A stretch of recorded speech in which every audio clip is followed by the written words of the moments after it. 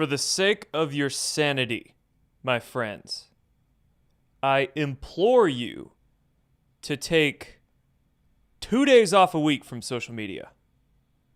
In fact, better yet, take 1 week off per month from especially X, but that also includes Telegram and Rumble and YouTube, all of it. Detox your brain from the mind virus that can be social media. It takes a lot of discipline to use these platforms for personal growth. You can do it, but holy shit. The shit fest, the retard fest that so many of these influencers get into on the internet. You know, I left in making my thumbnail, I left that one, podcaster drama. I left it because it's still ongoing. So many of these influencers, podcasters, it's just high school mean girl drama. Boys and girls doing mean girl drama. Oh, and it's just retarded. They're all faggot.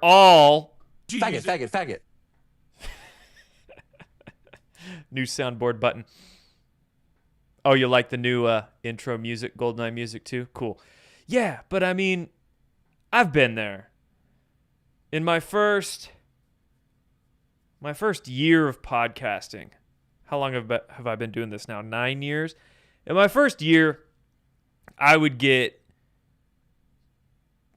some YouTuber making an attack video against me, and then I would get butt hurt, and I would make some video about them, and it would go back and forth for a few weeks. And, you know, for the first year or two, it was like that. And then over time, I realized these are just idiots saying shit about me. They don't know me, and I'm getting all upset, and I'm saying shit about them, and I don't know them. And it just, over time, became a waste of time. Became ridiculous.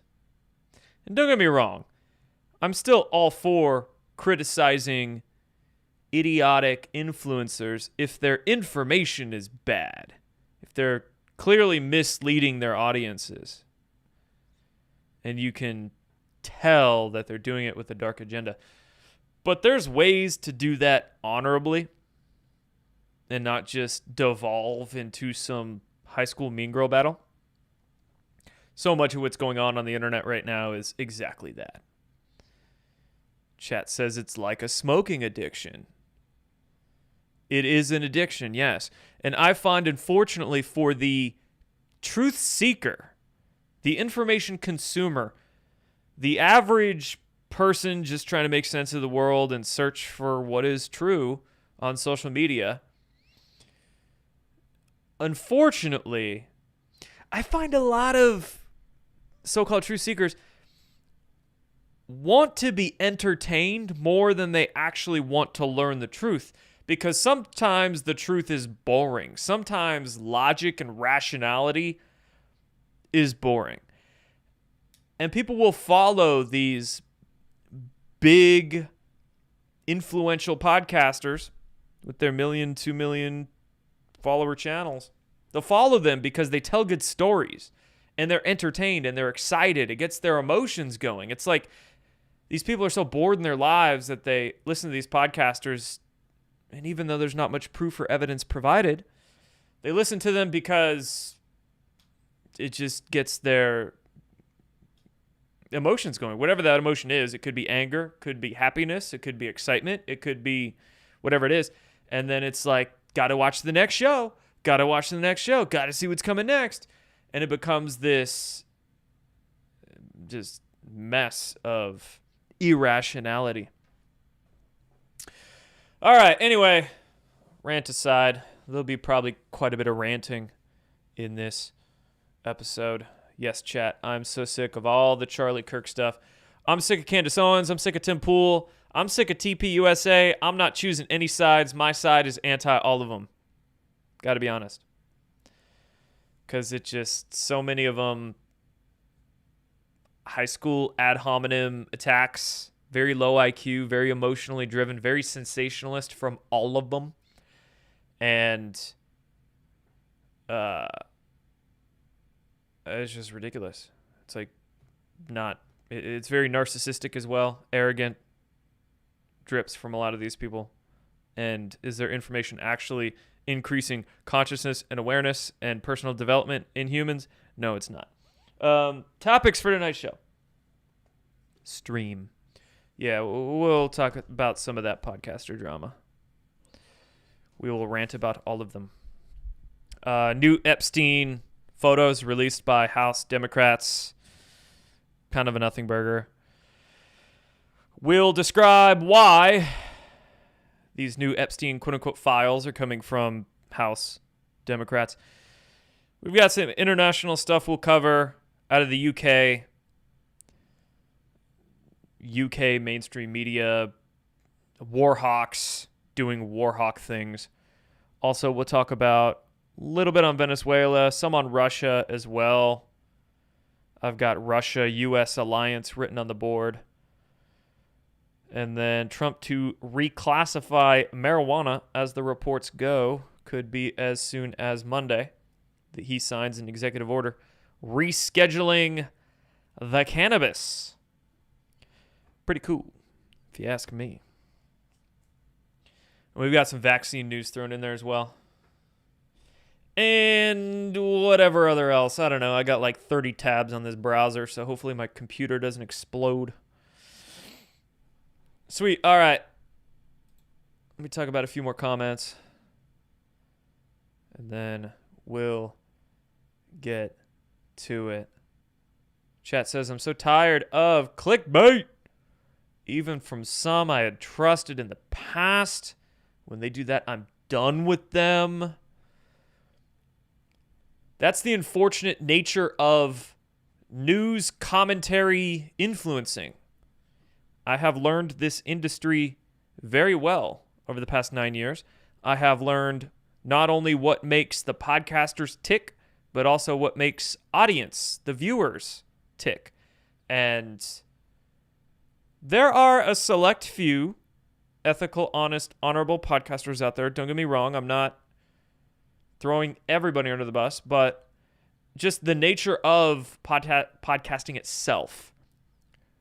Putting a name and face out there, trying to garner an audience, the nature of it itself, the system, the way the system is set up, attracts narcissistic personalities because the narcissistic personality wants validation, wants attention, engagement, and perfect industry to get that in. And then also, of course, if you want to make it into any kind of side hustle or main job, you have to get enough clicks and to make monetization and sell sponsorships and do all that jazz. So it's just, yeah, it's bad.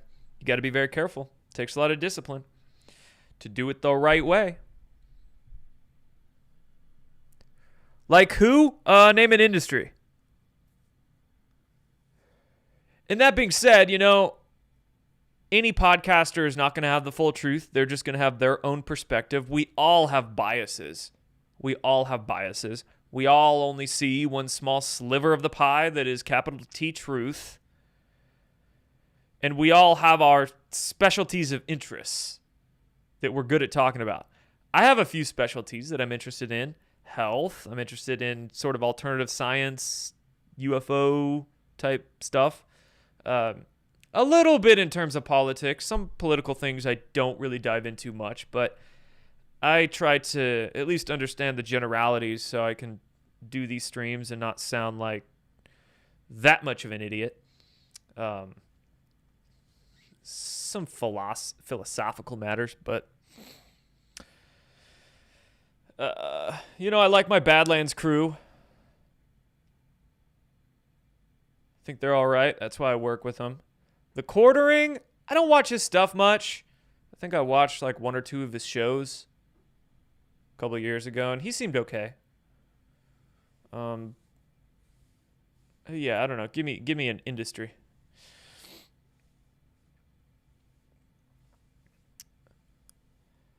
Some folks in the Maha movement are all right. I like Del Bigtree. The Maha folks seem to be, pretty collectively focused on a general path forward. A lot of the political shit now is just devolving into retardation in the MAGA movement or America First movement or whatever.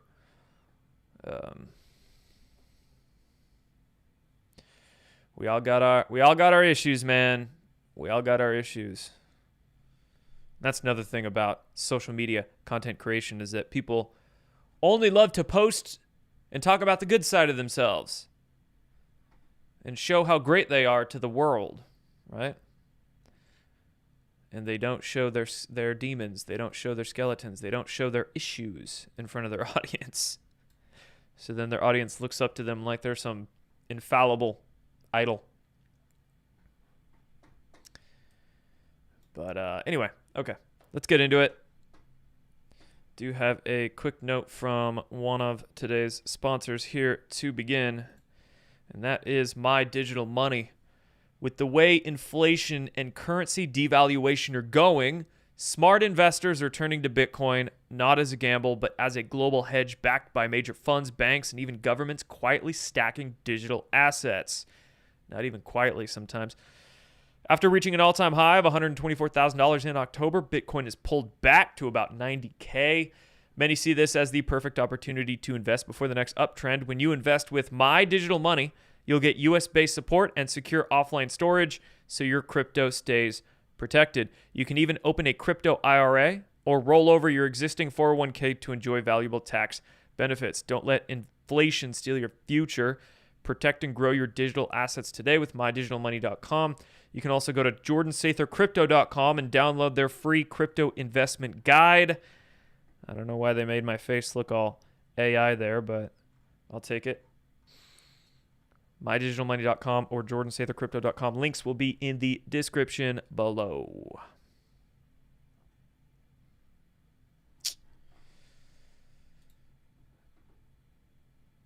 But exposing lies and deception is what truthers do, right?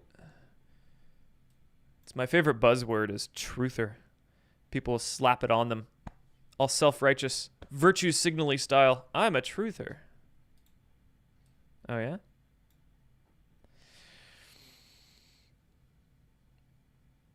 I've done my methylene blues music. I like that one. Methylene blues. We're going to play some meth blues tonight. Yeah. I do my best to talk you off the limb instead of the sensationalized stuff. I caught a lot of heat. It was after so many of us got banned off YouTube in October 2020. The next year after that, in 2021, so many just sensationalist clickbait grifter clowns came out of the woodwork, literally came out of nowhere. And a ton of them started doing shows together, and they created this little network to draw people in. And oh my God, like insanity. JFK Jr. is alive, and on an island, Nazar is coming. A quantum financial system is about to get activated. Military tribunals are already going on in Gitmo. Everybody we see is a clone. The Earth is flat. And roped in a lot of people into their nonsense. And I tried very hard for a year or two there to expose them and call them out and rope people back into reality. And I caught a lot of heat for that. And I guess, I don't know, am I still trying to do that? Try to rope people back into reality? Maybe. But at the same time, what is reality? What's our perception of reality? Bro, that's a conversation you need a joint for. Speaking of joints, Trump expected to sign executive order to reclassify marijuana as soon as Monday. Source tells the news. This would be him reclassifying cannabis from a Schedule 1 drug to a Schedule 3 drug. I hate the term drug. So much baggage and negative or positive connotation with the word drug that I don't like to use it. Schedule 1 to Schedule 3 compound. Because back in 1970, when the DEA, or when the legislation, the law was signed, the Controlled Substances Act, the DEA classified compounds and drugs under different schedules. Schedule 1 was the most deadly, oh my God, don't do it, you're going to die. Schedule 5 was, meh, we got to regulate it a little bit, but it's not that bad. And they put heroin and bunch of gnarly drugs as Schedule 1. Schedule 1 meant high potential for abuse, no accepted medical use. It's awful. So they also put cannabis as Schedule 1. Insane. Thank you, William Randolph Hearst, for running all your propaganda in the 40s. Smoking the reefer is going to make the black man rape the white women. So not only did they put cannabis as Schedule 1, but psilocybin, psychedelic mushrooms, ayahuasca, ibogaine, all of these psychedelic plants and mushrooms are Schedule 1, which is insane. They should not be. They should not be scheduled at all, in my opinion. Regulated, maybe. Scheduled, no. Cannabis, also in my opinion, scheduled, no. Regulated, yes, for commercial purposes. Although I think people should be legally free to grow their own if they choose to. But basically, rescheduling cannabis from 1 to 3 would open up ability for universities to obtain it and study it and, scientifically prove its medical use. If Trump is the president to reclassify marijuana, that would cause a serious mindfuck amongst the whole political spectrum. The liberals out there wouldn't know what to think because it's not a Democrat president that rescheduled marijuana. It's a Republican, and it's Trump. Oh, my God. Orange man good? Orange man bad? I don't know. Orange man high? They wouldn't know what to think. The right-wingers out there, the crusty conservatives that are still stuck in their sort of neocon propaganda ways, there's definitely a lot of them like that. They would also not know what to think. Do it. Maybe it's not the devil's lettuce. Maybe it's God's lettuce. Maybe it's not as bad as I was brainwashed to believe. I don't know. Mushrooms lead you into the satanic realm. Nah. It's just a tool. If you get led into the satanic realm by any kind of compound, that's your own inner demons you got to deal with. They say, it's not the gun that shoots people, people shoot people. Well, it's not the mushroom that led you there. It's because you were already there. Yeah, you got people, some of these conservatives, they're blaming marijuana like, oh my God, look what it did to Colorado. It's not the marijuana that did that to Colorado. It's the people in Colorado that did that to Colorado. But the way some of these liberal states are legalizing marijuana is ass backwards. They should be putting a cap on THC. They should be not putting the tax revenue into social welfare programs. They should not be decriminalizing the illegal growing of marijuana, like the black market Chinese grow houses that use a bunch of shit pesticides, or decriminalizing illegal grows on public lands. The way they're doing it is ass backwards, but they're basically creating a bad example that the conservatives are then using to blame the plant when really they should be blaming the people. Anyway, we'll see. we'll see what comes of this. Now let's get into the Charlie Kirk stuff. I'll do my best to breeze through it real quick, but man. So that Tyler Robinson dude made his first court appearance yesterday. Smiling, wearing the tranny colors on his tie. I don't know what his deal is. I've had a lot, because I've been criticizing everybody regarding the Charlie Kirk drama going on. I get asked, it's like if you don't believe Candace Owens and think she's nuts, the automatic response is, well, do you believe the official narrative? It's like they're trying to funnel you into boxes. They're trying to funnel you into black and white thinking, are you on this team or are you on this team? And don't let them do that. Do I believe the official narrative? No. I could see this kid being the killer, but clearly they're not telling us everything in regards to him. I do think there are mysteries involved with who this kid might have been connected to or talking to or who helped set him up or different things going on, right? Do I believe the official narrative, though? Yeah, probably not. Do I believe the Candace Owens narrative? Yeah, definitely not. I don't know, dude. Tell you what, he looks like a freaking shapeshifter, though. You got the Candace. Candace Owens unleashes on Erica Kirk. Mocks her after the Fox News interview. I guess Erica Kirk went on to Fox News and just basically said, stop, Candace, stop it. Stop.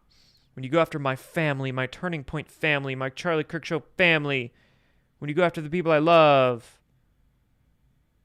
you're being ridiculous. Yeah. I don't know. I feel like everybody here could be handling this far better than Candace doing her show. She's doing like a daily show now. She used to do it twice a week, but I guess with how much drama is going on, she feels the need to do a show a day. Or maybe she sees how lucrative it's getting. So now she's doing a show a day. But this Evan Kilgore guy, I'm not a fan of him. I think he's a douchebag. He's one of those that prefaces every post he makes with an all caps statement. Holy shit, breaking news, just in. Candace Owens revealed that Andrew Colvett told her Charlie Kirk texted him the night before he was murdered that they're going to kill me. Somebody's lying about these texts, and I don't think it's Candace. Plot twist, it's everybody. Yeah, dude, this stuff with Candace is nuts. Candace said she would stop if Erica Kirk told her to. Now she's not stopping. All right. This is a poignant post here. I've also gotten a lot of comments. Well, at least somebody is investigating. At least Candace is investigating it. Candace Owens' investigation methods. Never go to location or even leave the studio. Don't interview eyewitnesses. Never have on experts in relevant fields. Never have on a lawyer to look at the case. Rely on mommy sleuths for intel.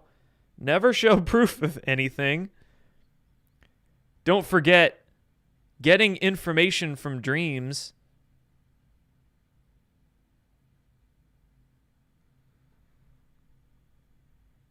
She just... Is that her investigation? Sitting on her podcast? Candace gleefully tells you how the Charlie Kirk Show has fallen in viewership while talking about how successful her show is. And we announced, or it was announced today, that Charlie Kirk's show, which they are continuing, and which once upon a time enjoyed the #1 spot on Apple Podcasts, has now plummeted, right? This is a tweet.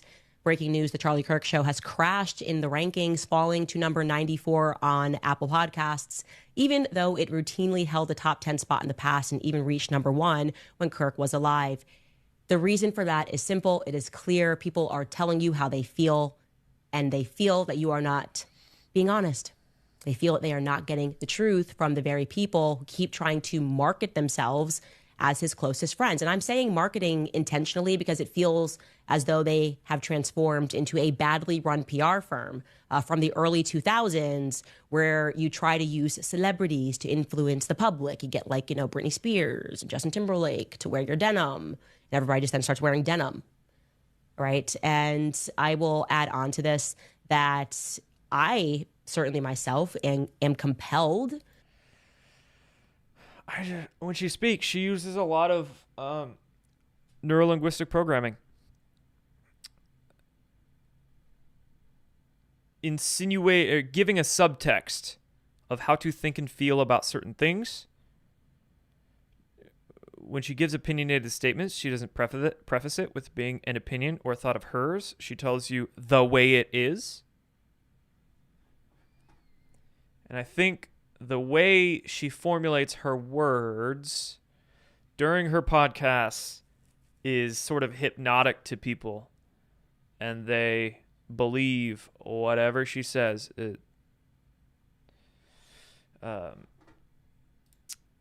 Comment says she used to do her show Monday. Candace is on Monday through Thursday. She used to do Monday through Friday. Oh, okay. She does 4 times a week then? Just looking at her show. I thought she was on twice a week. She's got 1 day ago, 2 days ago, 3, 4, 7, 8, 9, 10. 3 weeks ago, 4 weeks ago, 1 month ago. Ah, I see. Well, she's making more money than I thought then. I thought she was only on twice a week.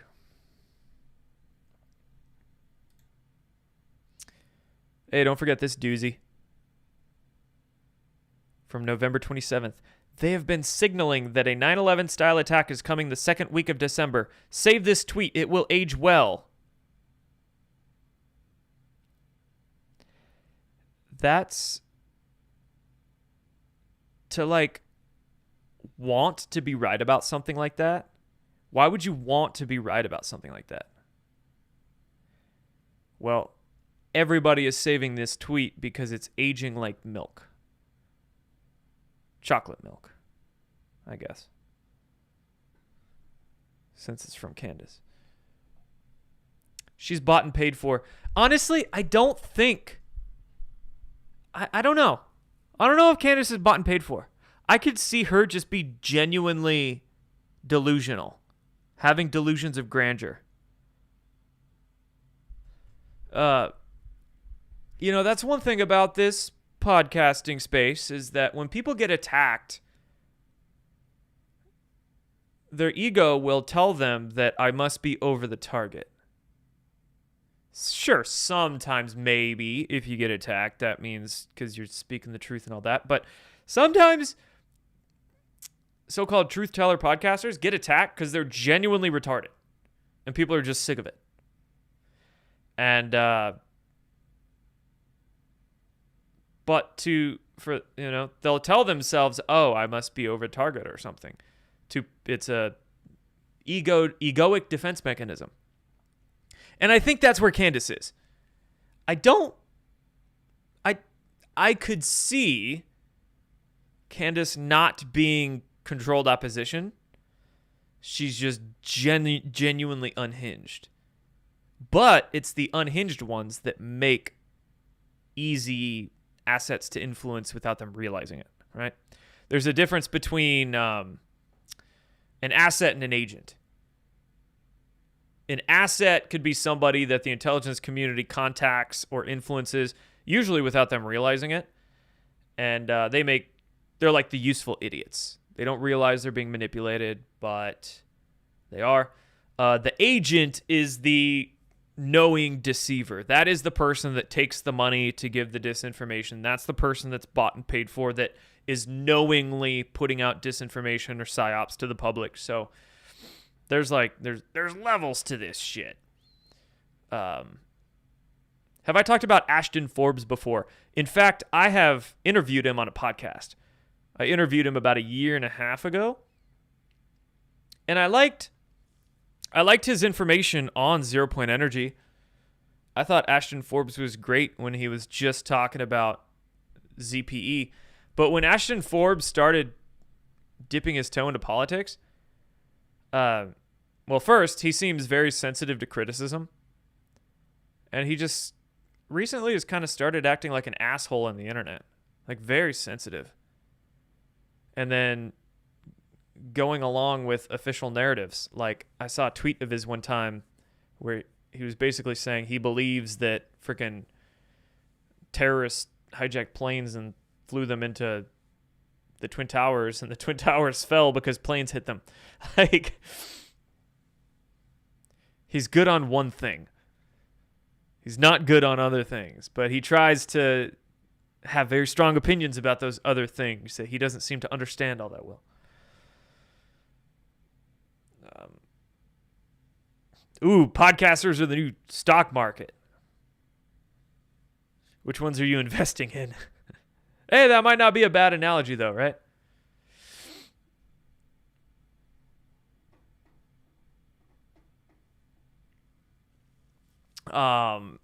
But again, just because I'm not a fan of Candace, that doesn't mean I'm going to go over here and be a fan of Tim Pool. I think Tim Pool is pretty normy in a lot of his takes.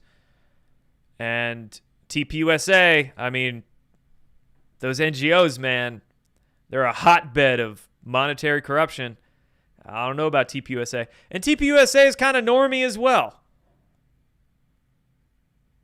Could be some well-intended folks at TPUSA. That's not calling somebody normie, isn't calling them evil. It's just calling them freaking normie. Kind of normie. Tim Pool and TPUSA and all them don't really float my boat because they're a little NPC-ish. Sure, they go against the woke mind virus, which is great, but just because you go against the woke mind virus doesn't mean you are awake and aware and super conscious. So there's that. Speaking of Tim Pool,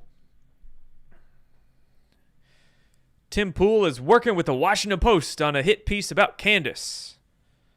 I guess Washington Post contacted Candace, and the Washington Post reporter admitted that they had already talked to Tim Pool, and Tim Pool gave them a statement. So because Tim Pool gave the Washington Post a statement, Candace is just putting everything on blast. She is in like full... Since everybody is attacking her, that's causing her to go into this mode of pure self-defense. So anything coming her way, she is just putting it on blast. Just post, put it public. It is pure defensive posture from Candace, which is when you get a woman into a defensive posture like that, it could be a very dangerous animal. Be careful, Tim Pool. But Tim Pool, I mean, we got questions for him too, man. We got questions for him too. You know, everybody and their mother out there is claiming that there's assassination plots against them. A couple weeks ago, Candace, saying that the French Legionnaires were coming after her, and then 2 days later, she was chilling at Dollywood and going to parties over the weekend. She's self-important, says chat. Dude, 94.5% of podcasters are self-important. Maybe 95.5. So, I would agree with you, yeah. But Tim Pool also had a, I guess, assassination attempt against him. He claimed, a few days back, right, that somebody drove up to his property and fired some shots off. Okay. Well, there were a couple of internet personalities that called the sheriff's office around his area. And yeah, one of the sheriffs confirmed that they had got a report that shots were fired at or near Tim Pool's property. Now, mind you, that's just a report. It was just reported to them. Doesn't mean somebody actually shot up Tim Pool's house. Doesn't mean the shots even went. I mean, maybe the shots could have been down the street. Maybe it was a hunter going after a deer or a turkey or something. I don't know. What animals live in West Virginia? Friggin' Bengal tigers? Maybe it was a hunter down the road. And Tim Pooler's team just heard a shot and freaked out. But new development, press release from the sheriff's office there in West Virginia, highlighted portion. An individual representing himself to be security, so it could have been Tim Pool security or just an individual representing himself as security, advised the owner of the residence did not wish to provide the requested video recording. The reports of shots being fired at this residence cannot be substantiated at this time. Berkeley County Sheriff's Office. The caller reported loud bangs from the tree line and saw the dark sedan drive by. No further relevant information was provided at that time to responding deputies. The deputies cleared the call, and then apparently Tim Pool's security did not want to hand over video recording. What the fuck, dude? Why do you have to be such a... Faggot. Seriously, though, I mean, the least you could do is post a 3-second clip of the alleged event. You don't have to give that clip to the cops, but at least post it for the public to bring some sauce to your story. Otherwise, no sauce. The plate is dry. The plate is dry.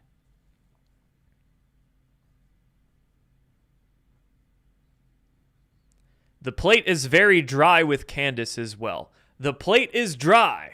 No sauce on it. Sauceless pasta. With a lot of these fools. And maybe that's the point.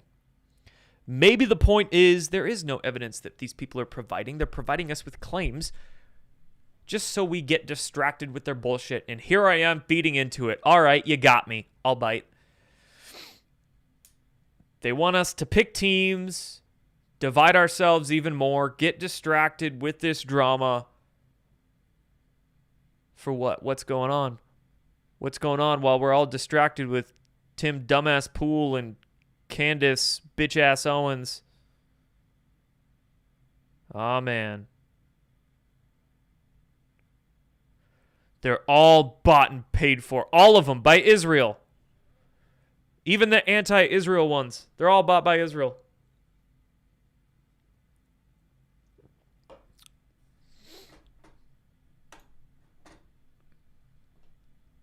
How about this doozy? Ian Carroll. This might win the award of low IQ tweet of the day. Why does Erica Kirk have Charlie's cell phone? Is that not one of the most important pieces of evidence in the murder case? Excuse me? Excuse me, Shaggy?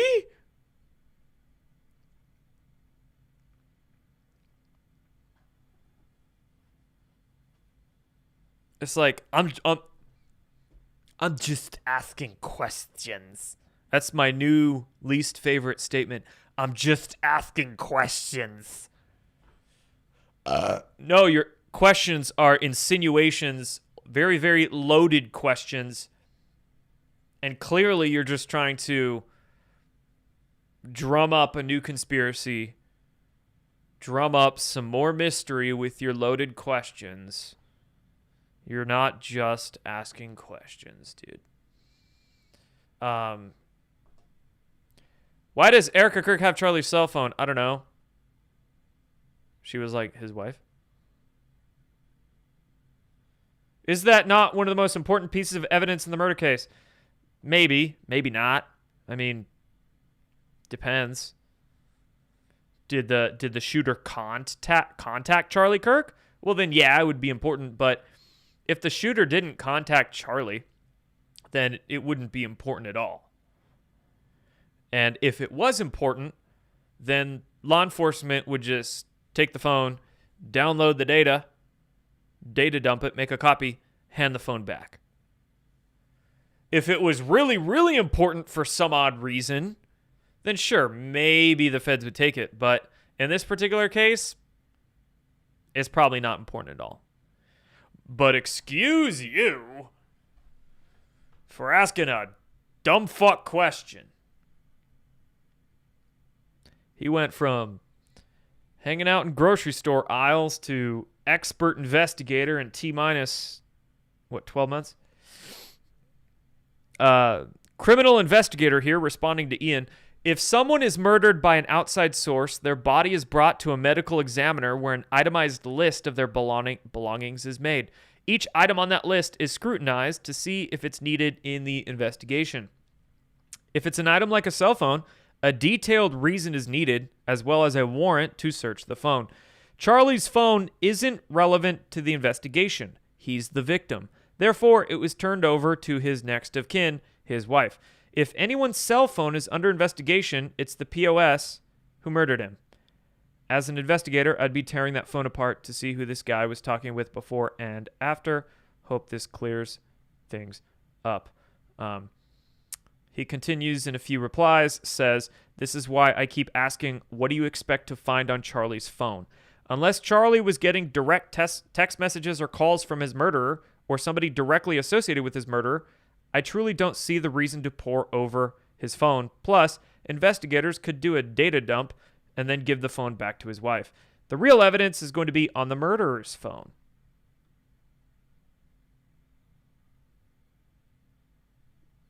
Yeah. Something like that, bro. How do we know the shooter didn't call Charlie ahead of a time to let him know?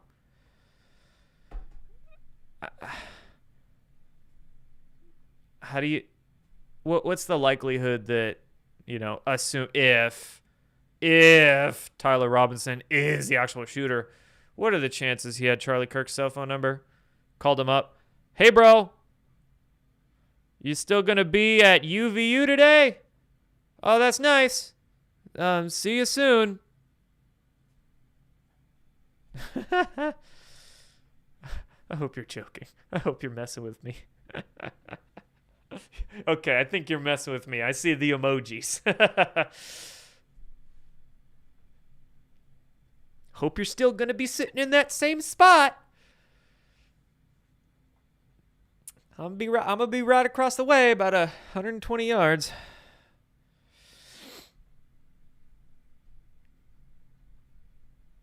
You like Candace Owens and Ian Carroll. Could it be that I'm a jaded curmudgeon?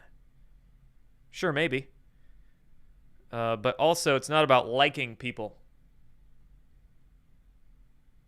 If you're in it for truth, it's not about liking them. Why do you like them? Do they have nice voices?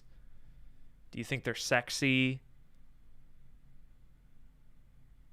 Like there's plenty of people I follow online for information that I think are raging jackasses. I don't like them, but I follow them because they have some good info now and again that I can use. Am I a jaded curmudgeon? Yeah, but it's a lot safer to be a jaded curmudgeon than go around just liking all these podcasters just because why? And there's some channels I follow where I like the people. I watch them because they're entertaining and they're super nice, but are they useful for information? No. So I guess that would be my question to you. You like Candace and Ian Carroll, that's fine. Maybe they're likable, but are you trusting their information? Two different things. And, you could like them. Yeah, watch them. But do you believe them?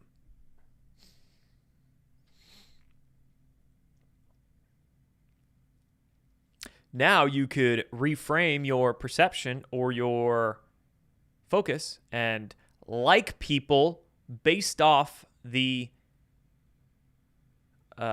shall we say, rationality or reasonableness of the information they give you. Yeah, I don't care about sexy faces. I don't care about sexy voices. Oh, I want good data. I want reliable info. I want evidence and sauce. So, I like those who speak the truth. That doesn't necessarily mean I'm going to agree with them either. Like, I thought something else. But you present a very poignant case for why it might be the other way. Here's the thing.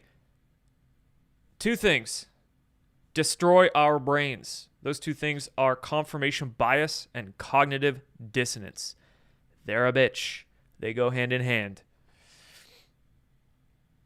Chat says, I don't like anyone. Well, that's probably the safest mindset to have, honestly. Then you can protect your emotions and think clearer.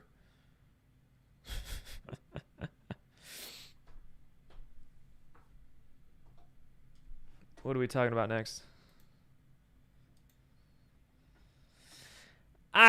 You see, sometimes I think Ian Carroll makes idiotic posts, but that doesn't mean I'm going to jump on every piece of hate getting thrown his way. I think this one might be retarded.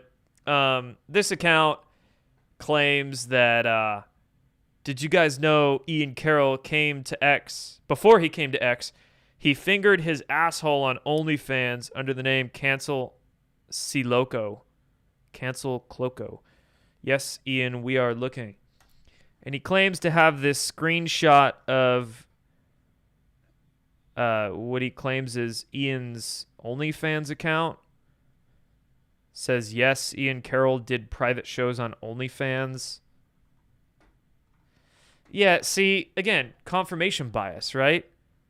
People who don't like Candace will hop on and believe every negative story they find about Candace, even if it's real or not. People who love Candace will jump on any piece, any story that confirms the bias of believing Candace to be telling the truth. I don't know. I see nothing here, like no media, no posts. Maybe at one point, if this is even real, Ian might have just saw some hot chick and wanted to like follow a couple of her posts on OnlyFans. Whatever, dude. I've got nothing here to lead me to believe that Ian was doing private shows on OnlyFans. So I'm gonna go with fake and gay on this one until proven otherwise. One more beef. I didn't even mention this, dude. I didn't even mention this one. Oh. This is the beef I'm invested in. Sean Ryan beefing with Dan Eyepatch McCain Crenshaw. Sean Ryan put out this video today. Immediate release. Congressman Dan Crenshaw threatens to sue Sean Ryan. I guess on a recent podcast, Sean Ryan was just questioning how the hell Dan Crenshaw made so much money in Congress, which legitimate questions to ask every single congressperson whose net worth went up by more than $200,000 a year.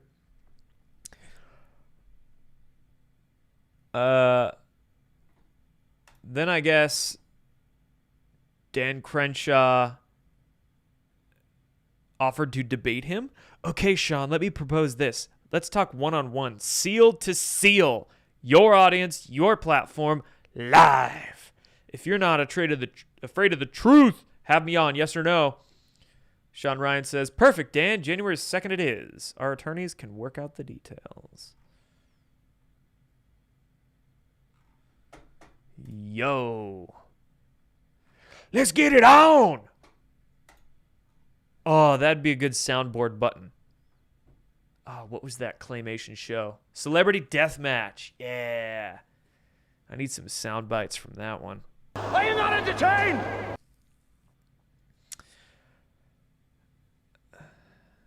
I'm more invested in this drama than I am the Candace Tim Pool drama right now.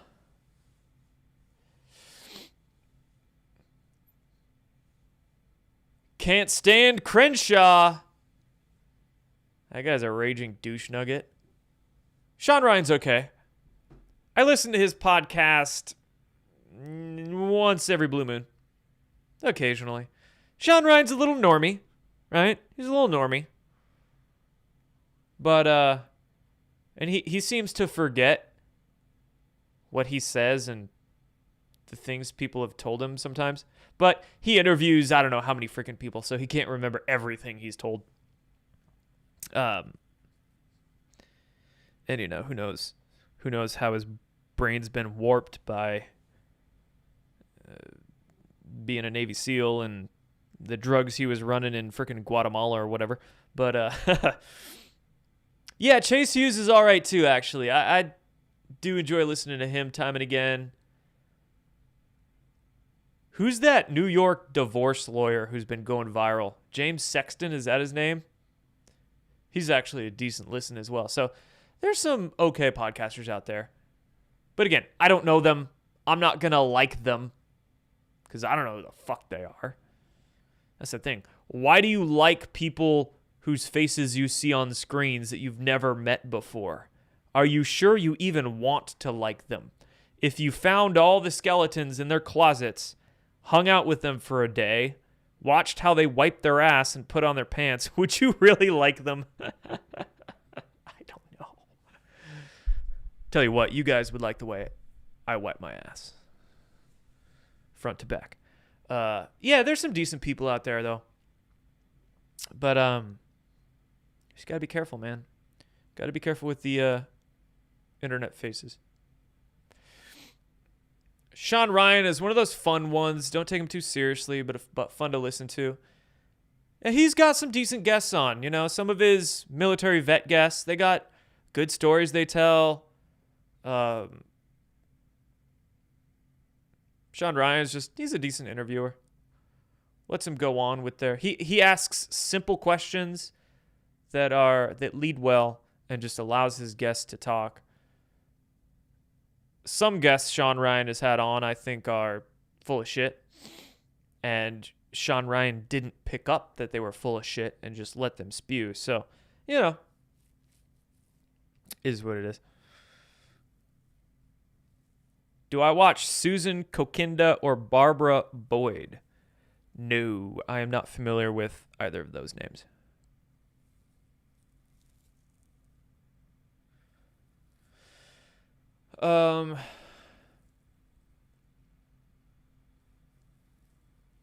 Who else is all right?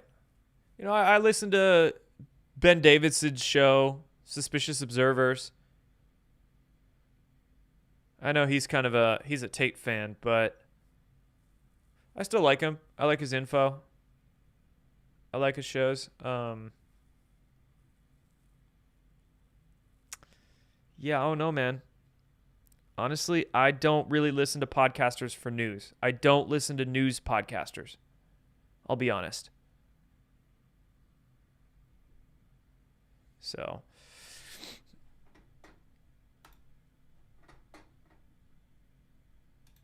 most of the podcasters I listen to are just, you know, more philosophical type stuff. When it comes to news, I'll just read some shit and make up my own mind. Do I know who Viva Frey is? He's lost it over the last 2 years. Yeah, I'm quite familiar with Viva Frey. I don't listen to him much, but I'm familiar with who he is. What do you mean that he's lost it over the last 2 years? I don't really follow him.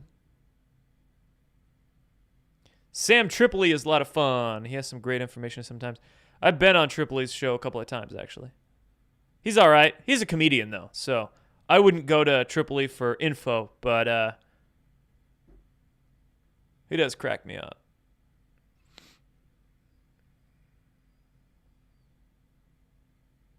Yeah, what do you guys mean by Viva went sideways? I don't follow him, track his stuff. So, damn, I like this comment. You've been listening to Art Bell Archives. That's a good idea. Sometimes the best things to learn, the most enlightening information is the old stuff. Whether it's an old book from 80 years ago or an old radio show from 30 years ago. Yeah. I might have to do that too. Listen to some old Art Bell. Before, George Noory took it over and turned it into bubblegum disclosure bullshit. R.I.P. Art Bell.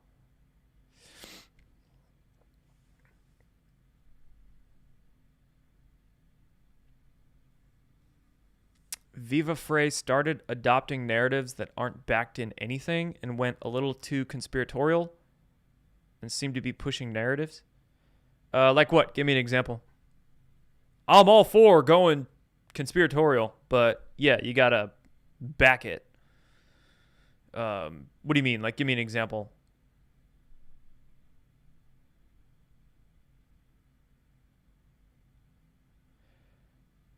Viva Frey just jumps to conclusions, black and white. Robert Barnes is a bad influence. You know, I follow Robert Barnes. That's right. They do a show together, huh? I follow Robert Barnes on Twitter, and I've noticed that his posts that he shares and makes have been getting quite black pilly. Very, very doomer. Boomer doomer. I don't know how old he is. Maybe he's like old Gen X or something, but yeah, maybe Robert Barnes is a bad influence on Viva. But I don't know. I remember watching Viva quite a bit during the COVID stuff, and he seemed fairly legit, at least back then. But I find a lot of these people that woke up during COVID, they jumped into this big political mess, and they haven't had enough time to really kind of feel out how, I guess, media works, both mainstream and indie, or at least independent media. They woke up during COVID just a few years ago, and they just got thrown right into the shit, and now they don't know what to make sense of anything, and they're starting to regress and doom themselves out. It's like most of the black pillars and the doomers right now are the people that woke up during COVID. For the people that woke up or started waking up before COVID, they're either doing just fine or they've realized, like, it's just another day. Another day, more shit. I'm not going to freak out. Things will be fine. Like, we'll get through it. But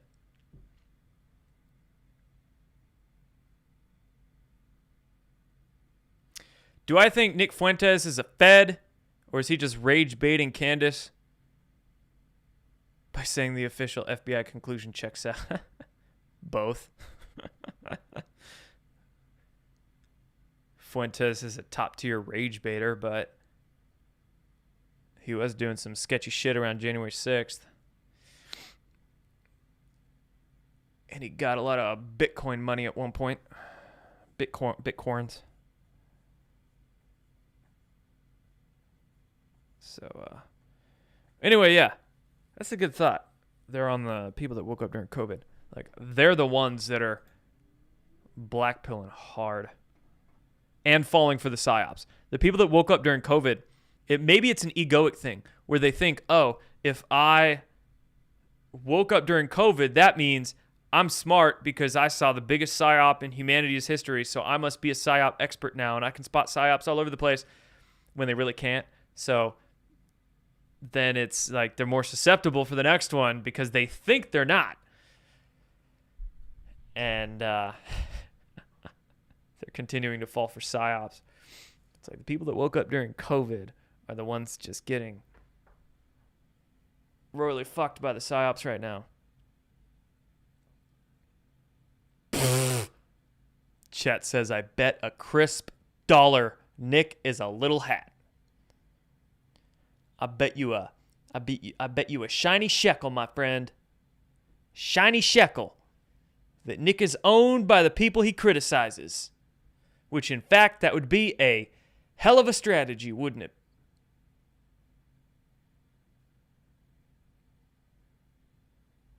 Man, I'm just ranting tonight. This is going to be a long one.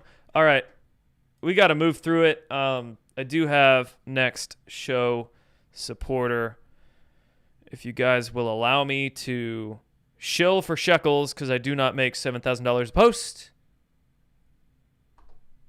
My friends over at Oneness Drops have a buy one, get one free sale going on here in the month of December. If you are in the market for chlorine dioxide, otherwise known as MMS, otherwise known as CDS, call it what you want. Chlorine dioxide kits. They've got kits with the citric acid. They have kits with the hydrochloric acid. Big fan of these guys. My friend Jay owns the company. He's great. So Oneness Drops having a buy one, get one free sale on everything on their website. So whether it's the kits with glass, the plastic ones, they've got a few other products as well. DMSO, sour sop extract, mullein. Mullein's great stuff. Good for your lungs. But everything is buy one, get one free. Use the code BOGO Jordan. BOGO Jordan. Let's see if I can write it. Link is under the video. Link and code. If you can't read my chicken scratch here. That is tough to do with a mouse. Buy one, get one free. All right. Enough of that. You heard I make $8,000 a post. Oh, man, I'd be happy with 5. I'd do it for 5.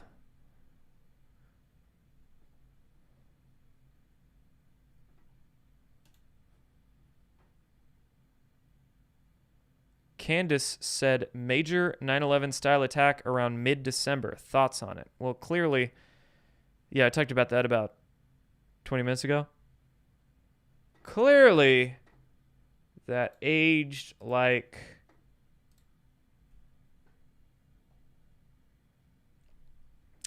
it aged like something that doesn't age well.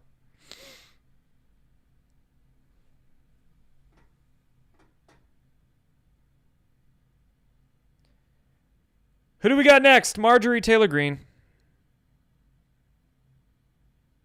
So she's out of Congress in she's quitting in 3 weeks already. Man, that went by fast. She's out of Congress in 3 weeks, but she is still doing PR stunts, I guess.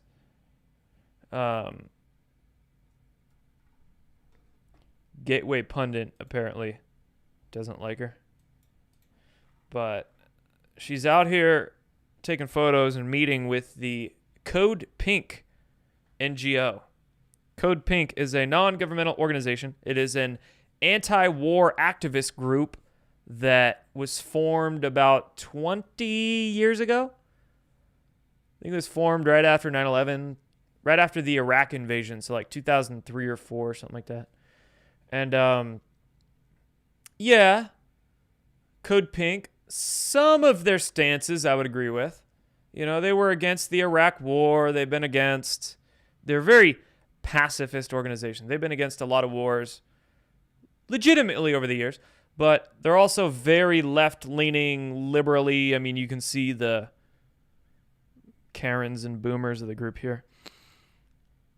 So they'll do shit like protest Trump for the Me Too movement and protest the ICE illegal immigrant deportations, things like that. So I don't know. I don't know if I would be all smiley, happy during the photo op with them. I'd probably say, yeah, I agree with you guys here, but you guys suck here. I guess Marjorie Taylor Greene did this PR stunt with them like a day or two after they were protesting ICE raids in congressional buildings. So just a weird, like, multiple photos here. Just a kind of a weird little stunt. More Jeffrey Epstein photos. Creepy Jeffrey Epstein bubble bath photo surfaces in a new trove released by the House Oversight Committee. Democrats on the House Oversight Committee, mind you. This will give you nightmares tonight. How about that one? Whew! That is Hebe. Yo, what is that?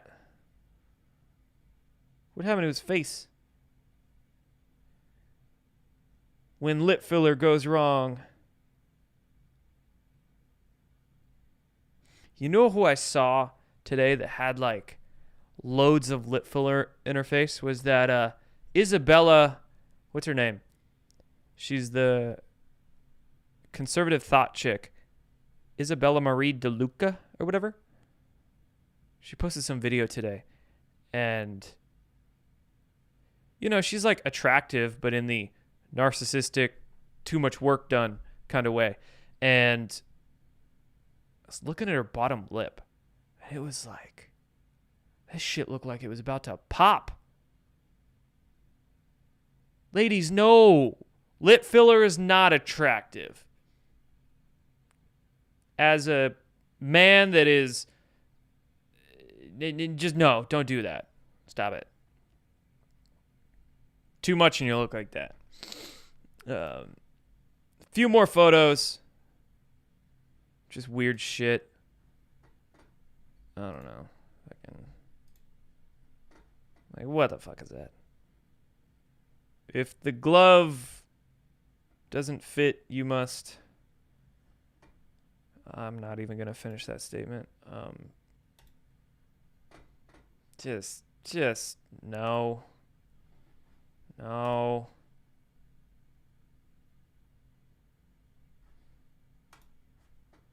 More photos. Bill Clinton. There was like 2 photos of Trump that were released. One was just newspaper clippings, and I think this photo was like 30 years old. Like so old. The one photo that is interesting is this one of Bannon. Because apparently this photo was taken fairly recently-ish, like after it was publicly known that Epstein was a freaking creep. And what's Bannon's dealio here? You got 2 angles. Bannon is either a clown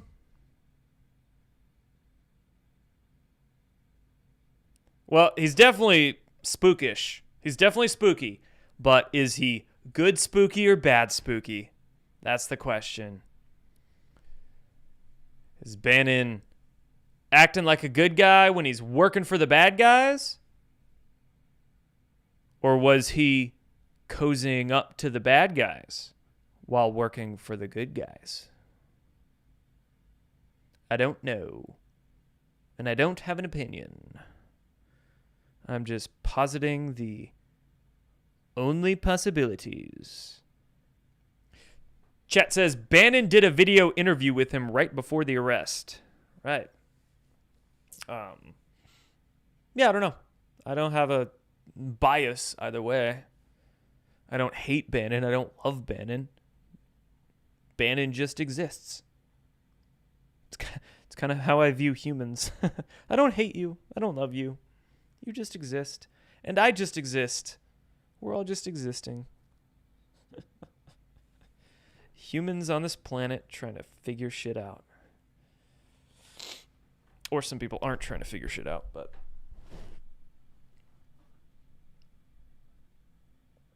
I should actually try watching the show before jumping on the Candace Owens critique bandwagon. Let me critique your comment and say, why are you assuming that I have not watched any of her shows? 50 Cent needs to make an Epstein doc after Diddy. Oh, I love 50 Cent. He cracks me the hell up. 50 Cent is Based.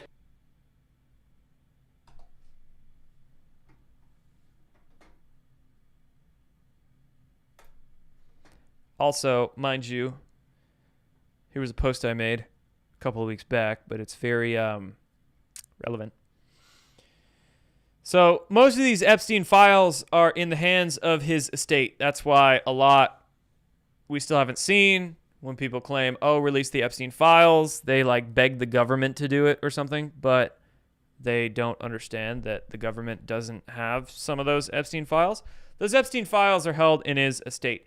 2 days before Epstein's suicide, Epstein amended his will to make his longtime personal accountant and attorney, Richard Kahn and Darren Indyke, respectively, executors of his trust, the 1953 trust. And isn't that curious timing that he amended his will 2 days before he died? These two men, his accountant and attorney, Richard and Darren, have been controlling access to a load of Epstein-related information for these last few years, and they are largely unwilling to work with the feds or the courts. Although recently, it looks like that these two men are opening up the Epstein data vault, but only to establishment sources, e.g., Wall Street Journal's birthday letter they published a month or two back, new Epstein emails from a few weeks ago, and these new Epstein images being released by House Democrats over the last few weeks. It appears Kahn and Indyke are only giving superfluous data to sources that will spin it into Orange Man bad propaganda. Much of the release the files talk we have seen from mainstream and alternative media are not calls for genuine disclosure and justice, but political attacks and information warfare wrapped in virtue signaling. That's my take.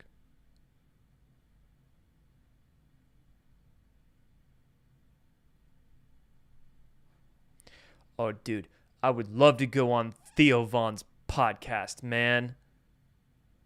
Then I could really let loose. Then I could really say some unhinged shit and not get judged for it. Talk about some cool stuff that nobody knows about.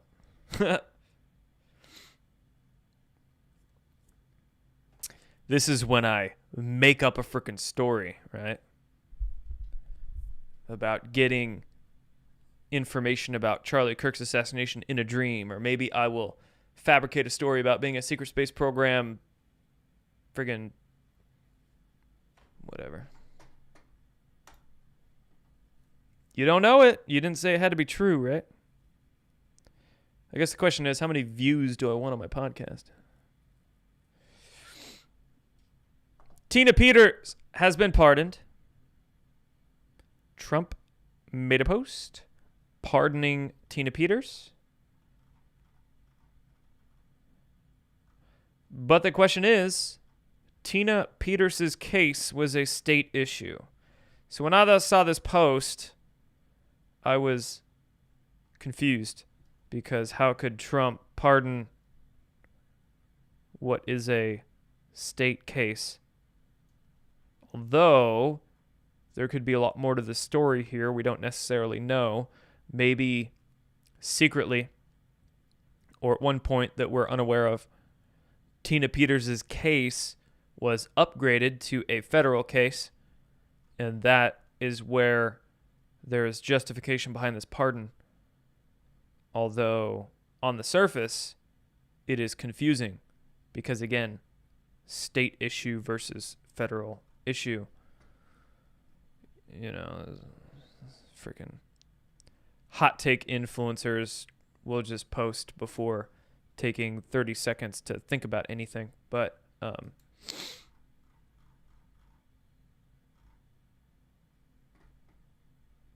yeah. Trump granted Tina Peters, here's a community note here. Trump granted Tina Peters a federal pardon. The pardon applies only to federal offenses and does not affect her 9-year state prison sentence in Colorado for state crimes. Alleged state crimes. Frickin' community note. That what? Jenna Griswold did pretty much the exact same thing, but way worse. Colorado Secretary of State Jenna Griswold was quick to respond to Trump's pardon to Tina Peters. Tina Peters was convicted by a jury of her peers for state crimes in a state court. Trump has no constitutional authority to pardon her. His assault is not just on our democracy, but on states' rights and American Constitution. If anybody needs to be in Gitmo in solitary confinement, it's her, Jenna freaking Griswold. But yeah, I don't know. We'll see how this plays out. How this fleshes out.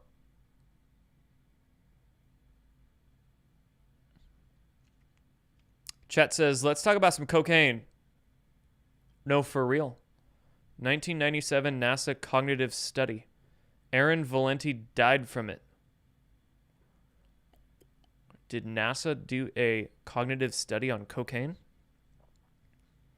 What was the conclusion they came to?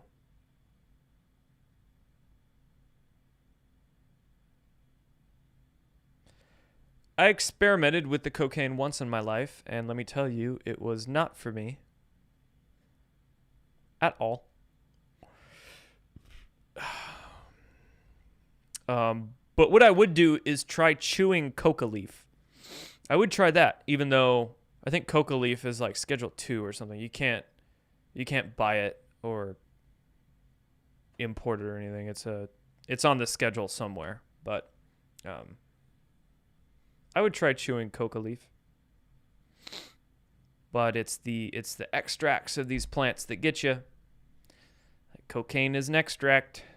When you start extracting things from the plants, that's when you got to be real careful. But yeah, tell me more about this cognitive study.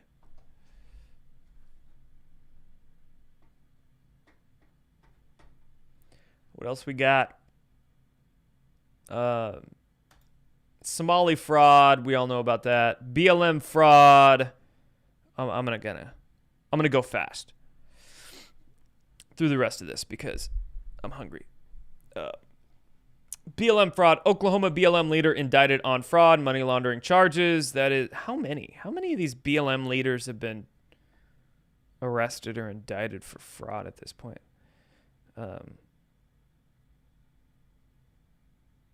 Executive director of Black Lives Matter, Oklahoma City. As executive director, she had access to bank, PayPal, and Cash App accounts where she allegedly looted tens of thousands of dollars, spent more than $50,000 on food, a vehicle, 6 properties. Whoa, she diverted more than $3 million in returned bail checks to her personal account. Oh, yeah. Yeah, she bought a lot of food. That she did. That she did. The UK is rapidly developing plans to prepare for war. Al Carnes has warned of a shadow of war at Europe's door.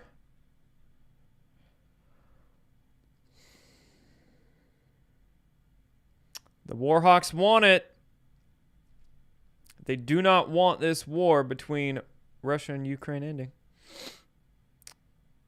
God, the freaking Europe. European Union elites in panic mode. They threatened Belgium with bankruptcy because apparently Belgium is refusing to, I guess, sanction Russia.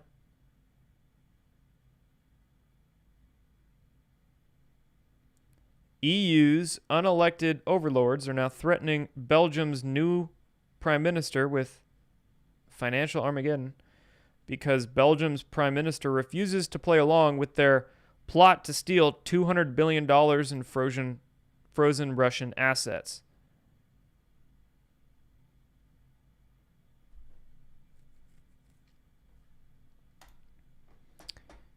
And EU Commissioner Ursula warns Trump to keep away from European democracy.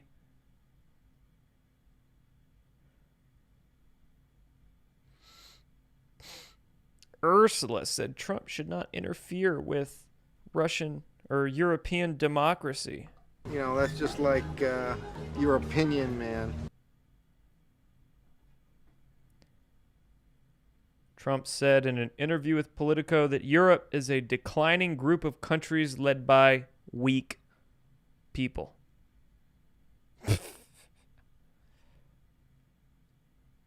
They are, man.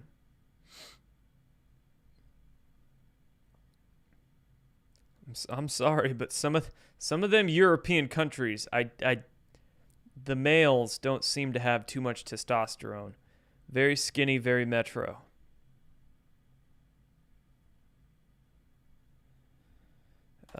Tucker out here says Russia would be the best ally for the United States. So there are a couple of different countries you might throw out there if you were looking purely through the lens of what's good for the United States, an America first perspective.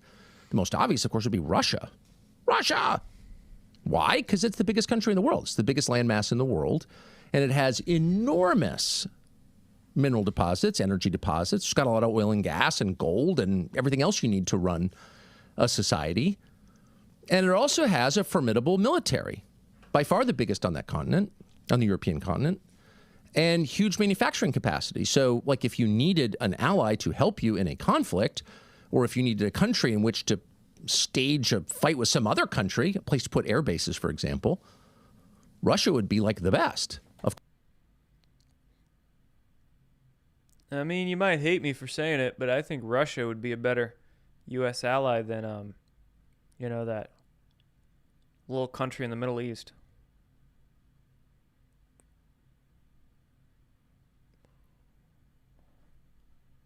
Some of us have been discussing the idea for years that Putin and Trump are secretly working together to defeat the New World Order. I published my Trump and Putin trolling the world video about 8.5 years ago. In fact, now that I have YouTube back, I'll go check it out. I'll see how awkward I was back then, but good video. I think still quite relevant. Still quite on the money. Check this one out, man. Actually, where is it? Where is it? Oh, no. Hold on. I didn't have my post ready. This one. The United States began discussing the creation of an alternative to the G7 with Russia and China. Really? Almost as if this was a part of the plan the whole time. Almost as if that, these are big countries, right? These are big countries with a lot of faction, a lot of different people vying for power in these countries. Good guys and bad guys, shadow power struggles going on. You can't say all of one country is bad. You can't say all of Israel is bad or all of China, Russia, or the U.S., right? Clearly, there's corrupt elements in the U.S. and there's, I'm not going to necessarily say good, but better working for the people instead of themselves elements. And that goes for any country. Israel, Russia, China, England, Germany, whatever, Brazil, Venezuela even. So, sure. I could definitely see that some groups in China are trying to work with the U.S. probably against the CCP and against the New World Order.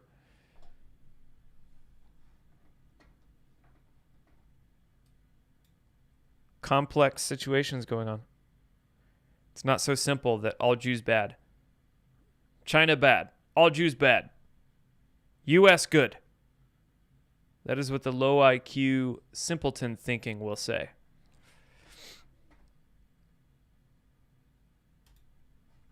Dude. And on the topic of Venezuela, I made this point, I believe on Wednesday, maybe even a couple weeks ago, but the more I see from Venezuelan President Maduro, the more I am entertaining the idea that Maduro and the Trump administration already made a deal. Maybe made a deal long ago, probably at least earlier this year, if not even longer. And everything we're seeing play out right now between the U.S. and Venezuela on the public surface is just theater, is just a show.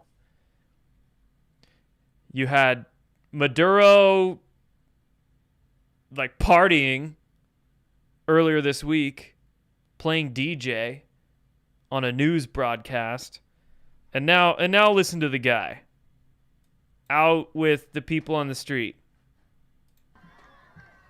Don't worry, be happy. La la la la la la la. Don't worry, be happy. I've listened to that like 15 times today. It cracks me up. Don't worry, be happy. I need a soundboard button for that. That is hilarious.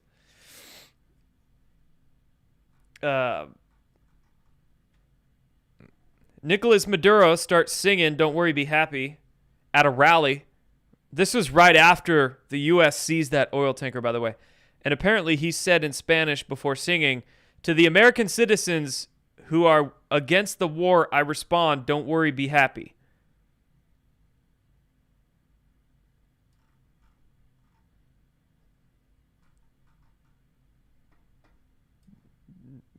No, we're not gonna have war. Some people in the comments are asking me if that video is real and if it's AI. I'm not seeing any kind of community note on this post.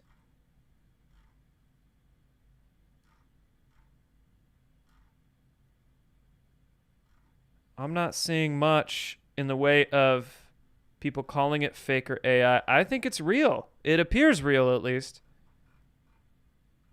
That shit is funny.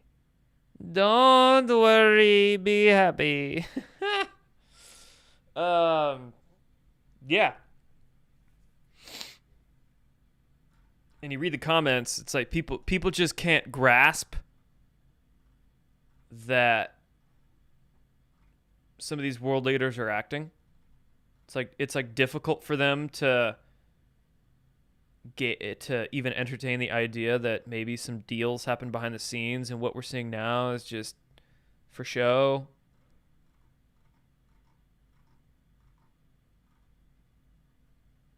But yeah, wild, right? All right, last few things. Some Maha stuff. This one. The Telegraph reports on a new Stanford University study that showed that, oh my gosh, the COVID mRNA vaccines can cause heart damage by triggering immune cells to go on the attack. No shit, Sherlock. You're about 5 years too late. I guess science moves about 5 years slower than common sense. The FDA intends to put a black box warning on COVID vaccines. A black box warning is the most serious type of warning, which highlights major risks, such as serious side effects and restrictions. I believe that is similar to the black box warnings you find on cigarettes. Are COVID vaccines as dangerous as cigarettes? Probably way more dangerous than cigarettes. And then the USDA is out here launching a $700 million investment into regenerative agriculture to restore soil health, restore nutrients to the soil, and hopefully help decrease farmers' reliance on chemical fertilizers. So we'll give some golf claps for that one. Finally, the USDA is catching up. I've been loving what I'm seeing from the FDA, the CDC, and HHS, but to me, the USDA so far has been lackluster. I have not been impressed with what I've been seeing from the USDA, but they're catching up. They're slowly catching up. We'll see if that continues. All right, guys. I had the request for the methylene blues. Let's do this one. Yeah, that's the one.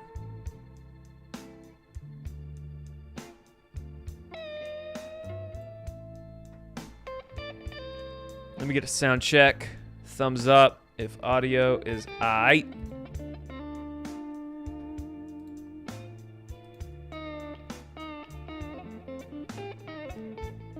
Speaking of the methylene blues, consciousstrength.net. Also, I was doing some research, and actually, it seems like methylene blue pairs really well with red light therapy.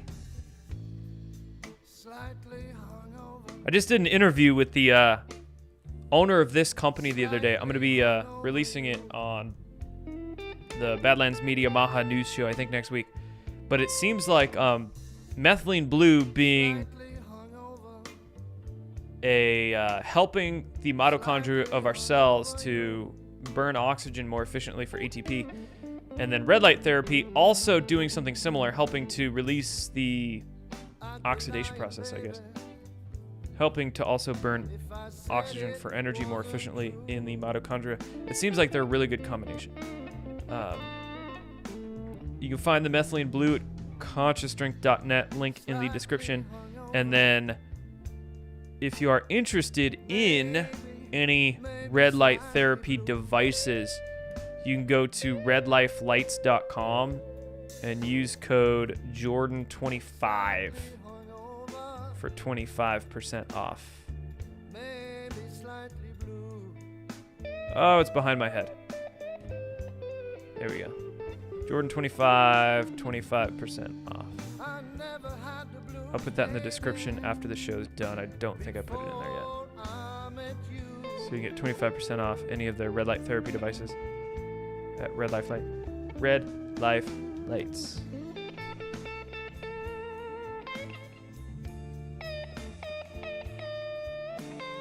Dal says that light therapy actually works. Reduced a lot of sunspot damage to your face. Nice.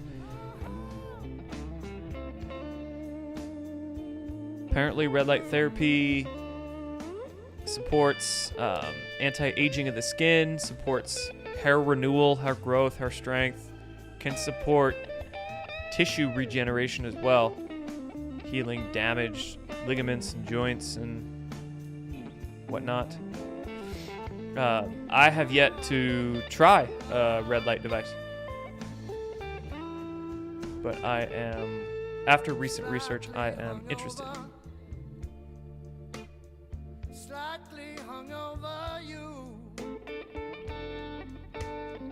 Thoughts on Mel Gibson saying ivermectin works on cancer? Yeah, I'd imagine ivermectin. I'm not honestly all that familiar with ivermectin. Not my forte. My forte is the chlorine dioxide. I could see it being quite possible ivermectin helps with cancer, but I'll just say for me, no question, if I were to find out that I had cancer, I would, no questions, go chlorine dioxide. I'd go that route. I would probably do a hybrid protocol of chlorine dioxide and the Gerson therapy. First 8 hours of my day, I would do chlorine dioxide, 3 drops every hour on the hour for 8 hours a day, total 24 drops a day. And then after that 8 hours, I would go into 8 hours of a Gerson therapy type diet with the juicing and soup and diet and supplement protocols involved with the Gerson therapy. I would probably add in some medicinal mushroom extracts during that 8 hours as well. So, and maybe a few other things, but that would be what I would do.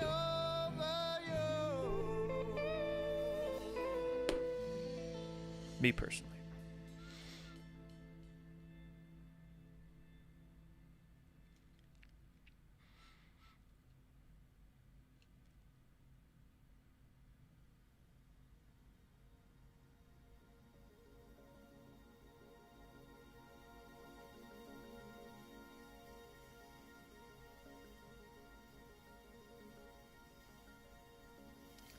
Interesting that a lot of these therapeutics double as anti-parasitic drugs. Does humanity have a worm problem? Yeah, probably. I mean, when you see how our meat is farmed, factory farmed, yeah, we probably do have a worm problem. Also, fungus too.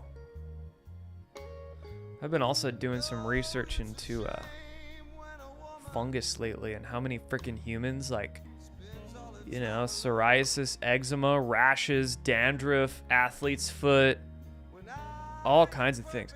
I think people have a lot more fungus growing, you know, candida as well in the digestive system, but whether it's candida in the gut or some kind of fungus growing on their skin, in their hair and their facial hair, their crotch, their feet, stinky feet.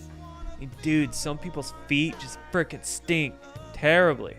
It's like, why don't you do something about it? So I think a lot more people are, what would you say, funginated? Fungus? Whatever. That's why I'm a huge fan of oregano oil. This is like one of the strongest antifungals, natural antifungals that you can find. Depending on where you apply it, you probably you'll want to dilute it. But this stuff is amazing.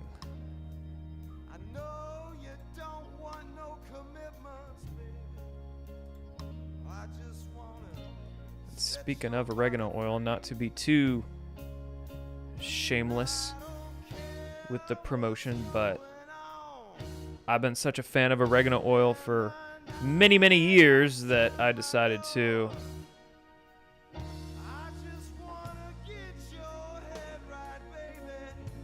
sell it. So.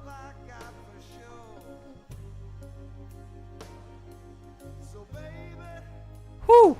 So I get to transport myself into another timeline. What year do I go to? Am I fixing the past or observing the future? Well, technically, it would be the same timeline, wouldn't it? Just a different point on this one.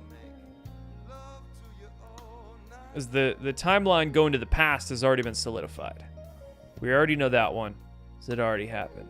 The future wouldn't necessarily be a timeline yet. There's a lot of possible timelines. So we can't observe the future yet. We can only observe possible futures. Because the future is simply a mix of everybody's choices they make at every single moment going forward collectively. So we don't know. We can't observe what we don't know. Although we could go to the past. What point would I go to though? I don't know, man.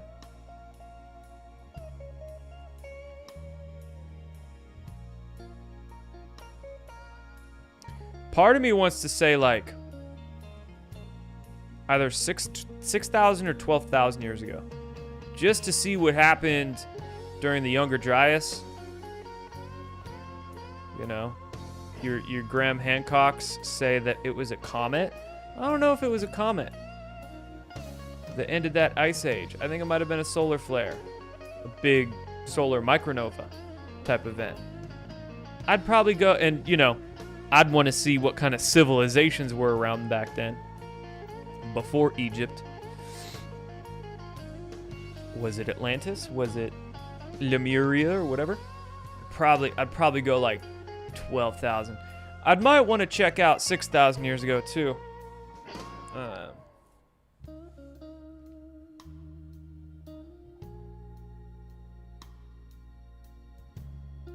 Then maybe back to Colorado in the 1920s. Just check out what Tesla was doing.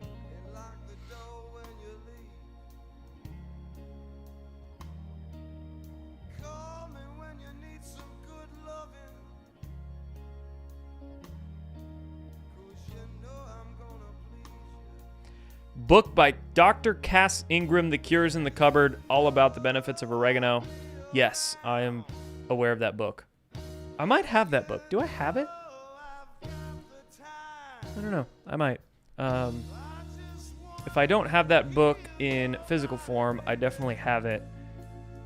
I have a lot of books that I downloaded from Telegram. Full books in PDF. If I don't have that one physical, I definitely have a digital copy of it. But yeah, this that's the book that got me interested in oregano oil 15 years ago.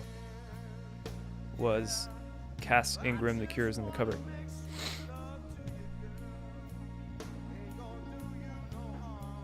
Seriously though, great prepping tool. If you ever get a sinus infection, do a few drops of this under your tongue every few hours. It'll wipe out a sinus infection. So I have it on hand just in case. It's also good for killing off candida. Capsules are probably better for getting down into your digestive system, but dropper would work too for that. Although I really like it on the skin, so put it on the feet quite often. No stinky shoes. Any kind of, rashes, psoriasis, eczema. Don't put it on open wounds though. If you have any kind of psoriasis or eczema that's that bad where it's starting to crack and splinter, this shit'll sting. So no open wounds, but rashes, things like that. Also dandruff. It'll help wipe out dandruff. Although any sensitive areas of your body, dilute quite a bit because it is very strong.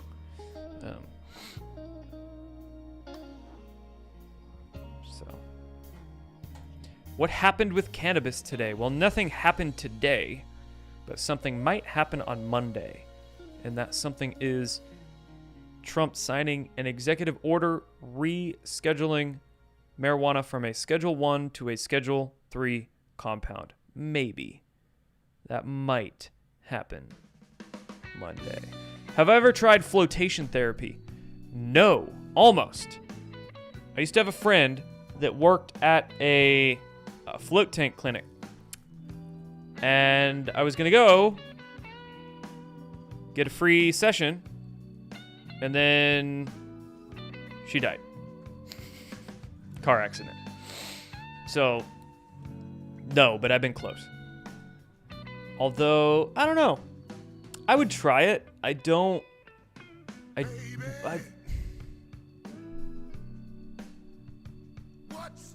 think it would do much for me.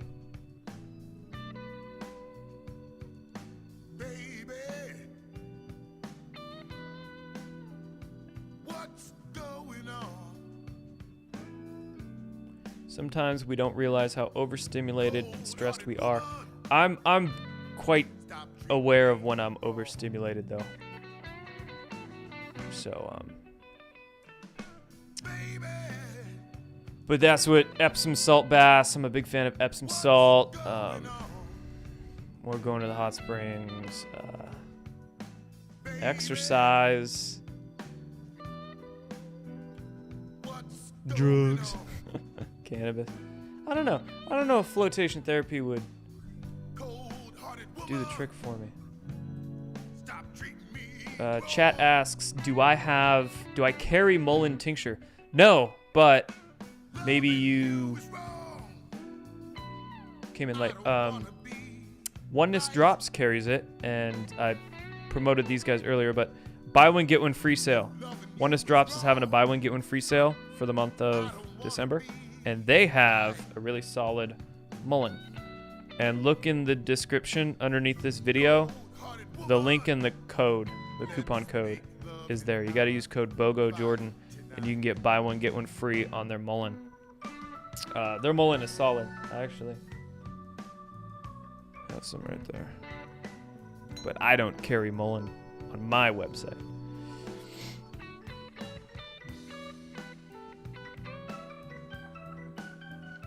Dilute oregano oil 2-to-1. Yeah, mine is already diluted. But depending on where you use this, you're going to want to dilute it more. So I actually put some of this on my scalp earlier this week, and it burned a little bit. Probably dilute it next time. It'll be a bit more.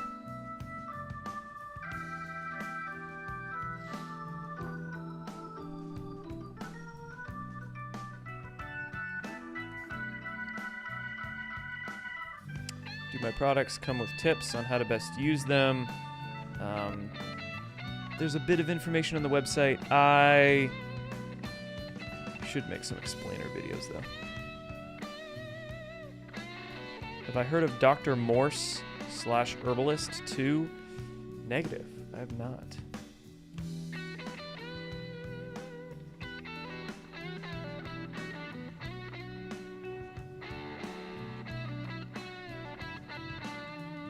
Oregano oil works for carpal tunnel. Rub into the hands and wrist.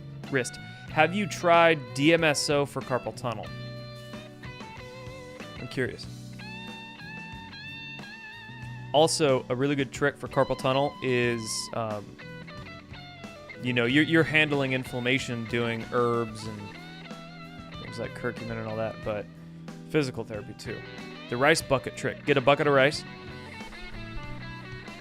and put your fists into that bucket of rice and then extend. Work on extension. The big problem with carpal tunnel is that our hands, our fingers are in flexed positions so much, whether it's at a keyboard with a mouse, holding a steering wheel, holding things. You need to work the opposite movement. You need to work the extension. And you could do that with... Oh, where's my little rubber bands? I have a couple little like finger bands. Go around your fingers. You're gonna stretch them like that. But the rice bucket trick. So Bruce Lee used to do to strengthen the shit out of his hands. But, get a bucket, put some rice in it. Just open.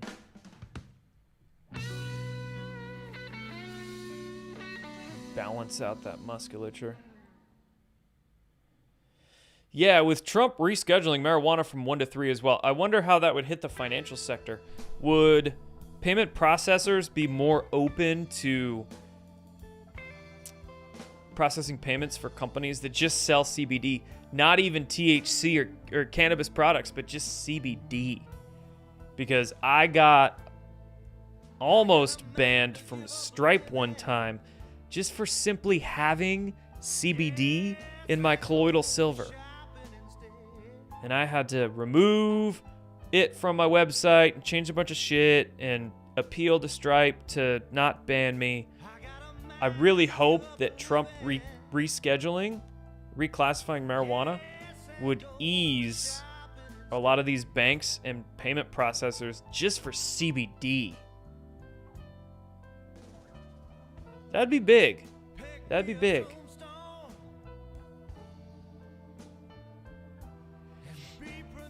I mean, I used to sell CBD, full spectrum CBD extract on my website. And then, I think, was that when Stripe dinged me? Or maybe PayPal dinged me. I've gotten warnings from both of them that they were going to ban me if I kept selling the CBD or something with CBD in it.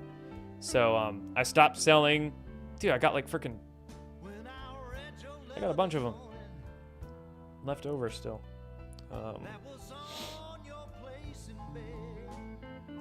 I just bring them to the GARTs. I can sell them in person. I just can't sell them on the website. Because Stripe is gay.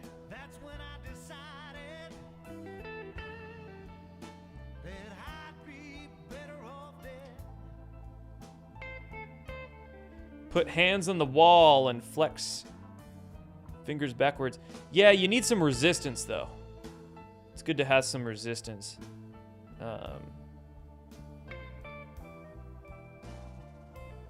I'll put my hands on the wall sometimes just to get that stretch, but resistance with the extension.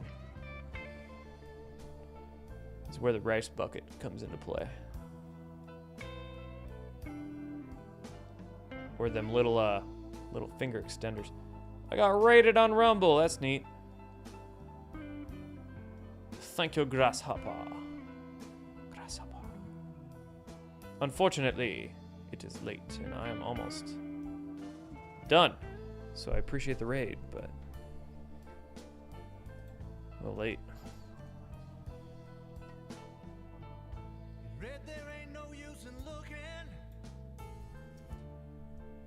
All right, guys, I'm going to go in a couple minutes.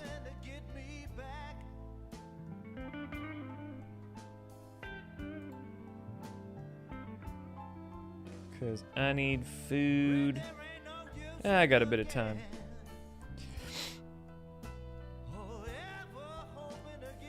What is Delta 9 THC?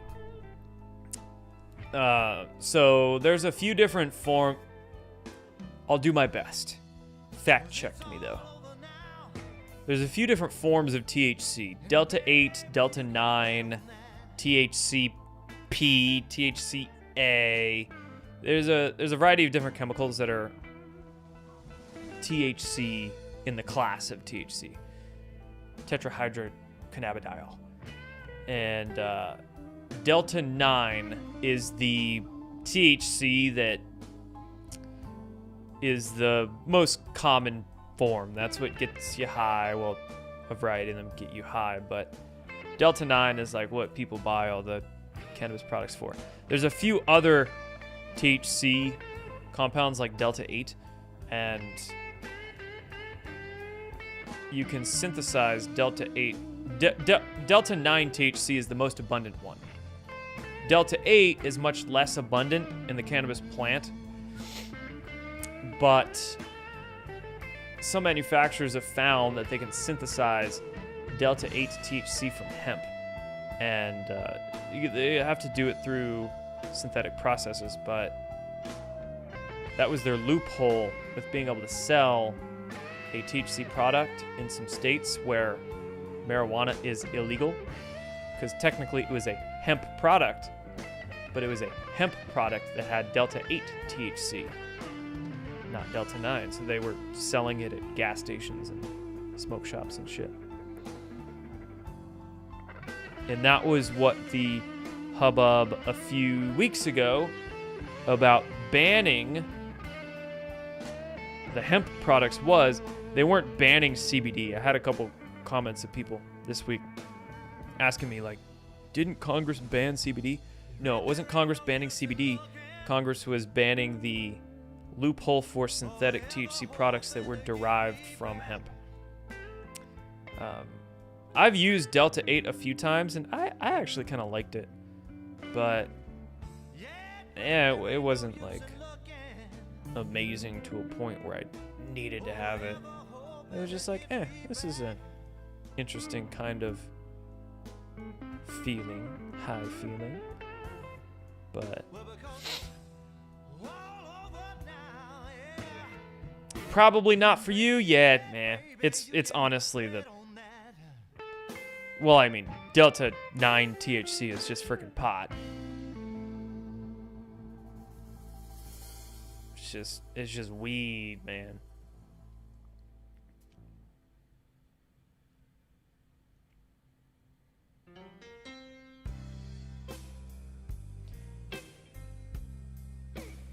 These days, I'm probably like maybe a once a week kind of guy of partaking in the ganja. Back in my 20s, it was like every day, man. But I was not a lazy stoner. I was an incredibly high-functioning stoner. But I was definitely doing it way too much. Definitely way too much. These days, yeah, maybe once a week. And if I run out, depends. If I can get to the store, that's cool. If I can't get to the store, I'm not going to worry about it. I can go a few months without it. Although I do find if I go, if it gets to be like a couple months and I haven't smoked some pot, I start to just get like tense. Like tension builds up in my body. So I do like to smoke some ganj once every week or two, just for mainly like body tension. Because I find when I smoke, or even edibles, it's like the mind-body connection enhances. So I actually like to smoke and work out, or go for a run or something, or stretch. You know, when I smoke pot, I get very hypersensitive, and I just feel the urge to stretch and eat super healthy. Like, I don't binge a bunch of shit food. I get really like sensitive and need to take care of my body. Occasionally I'll freaking binge on shit food, but that's just me.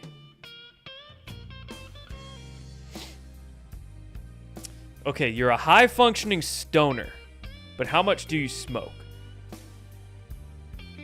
Because I found that I am higher functioning when I don't smoke that much. If I do smoke too much, I am less high functioning.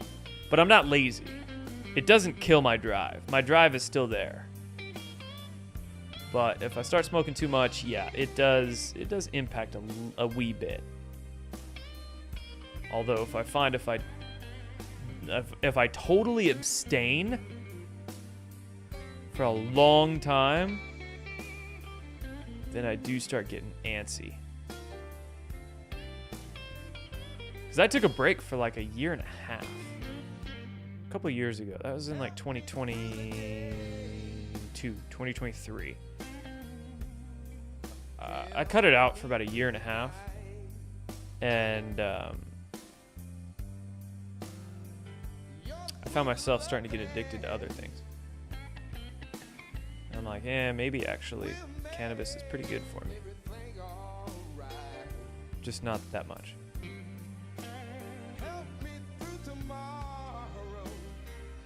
Curious if I've ever listened to the Higher Side chats.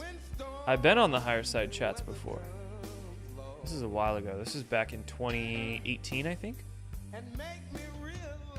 They had me on for a show.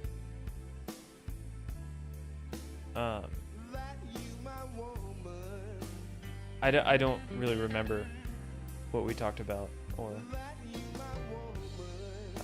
much about Greg, but I remember being on that show once. But I don't consistently listen to it. He's definitely a high-functioning stoner, a great interviewer. You see, I can't do that. I can't smoke and do these podcasts.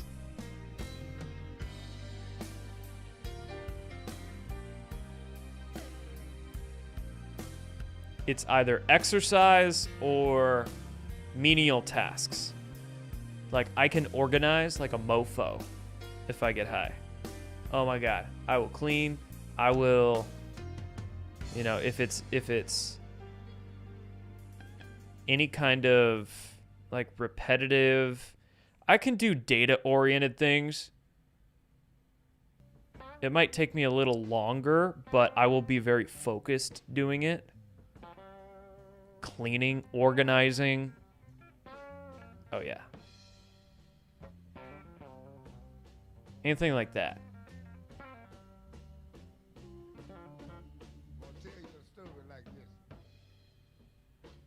What up, Geochem? You're an hour behind, and just hearing Jordan likes anyone is effing hilarious. He will let you know and then say, hey, I don't know. Yeah, pretty much. If you're not on my shit list, then that's a good sign. That's what make you feel so bad. That's why I'm gonna stand right here and just sing the blues. Also, I was always a sativa guy in my 20s. Like sativa all the time. And then after I took that break for a year and a half, I tried a sativa again, and I got freaking yeeted. Like paranoid. It was bad. I had to switch to doing like indicas and hybrids, which I never used to like indicas, but I got sensitive, I guess. I got sensitive to the sativa. And yeah.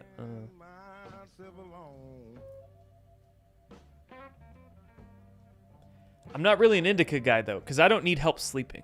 I don't like the melt into the couch feeling, because when that circadian rhythm kicks in at now 8-9 p.m. I'm down. I'm out. I don't need help sleeping.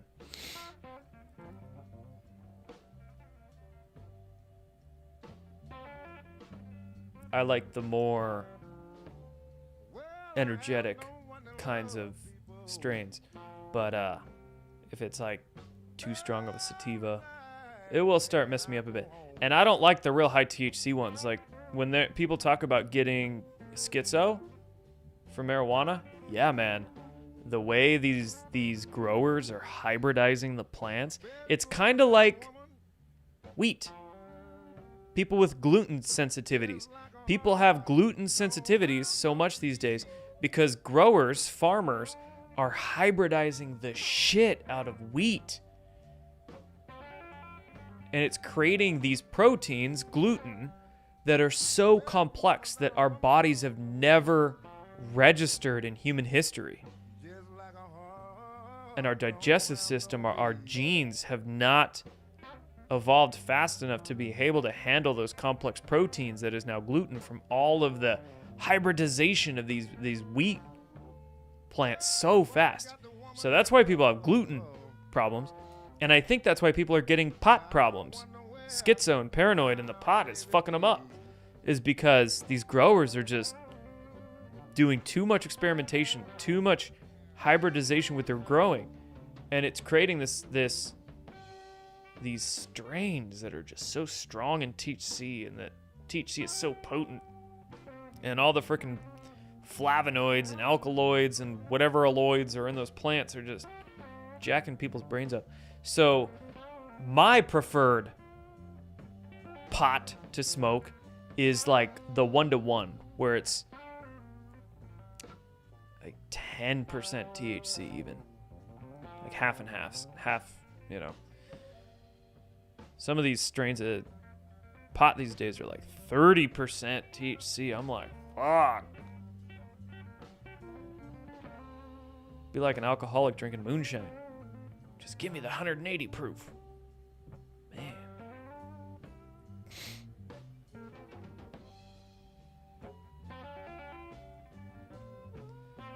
That's too bad. Sativas are great. Do I think I would try a sativa again? I have.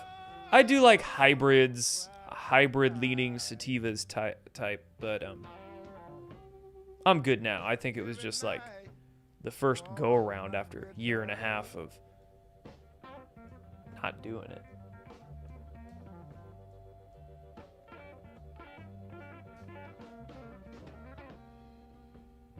This better be fireworks. This is Friday? Oh, it might be like a high school football game, like fireworks at a football game or something.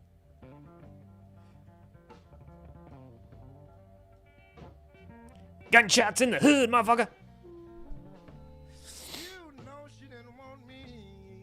They're adding insane chemicals to the food and the marijuana too. Yeah. Sometimes.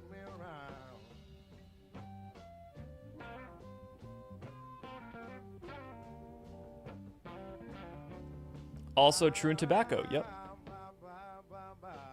Hybridization and chemicals. That's why IMO, if you eat wheat, go for the ancient strains. I'm a big fan of einkorn. Einkorn pasta, einkorn, or sprouted. What's that sprouted cereal? Oh, I've got a box of it. Can't remember the name. But einkorn flour, if you bake bake with einkorn flour. It's an ancient strain of grain. It's an ancient wheat that has not been hybridized and messed with as much as the other strains of wheat. And way more better. Way more better. So you can get einkorn pasta and einkorn flour and things like that.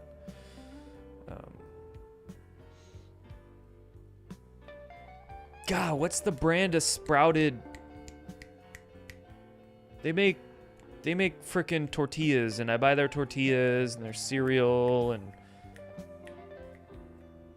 they have bread too, but their bread's not that good. So I just get Dave's Killer.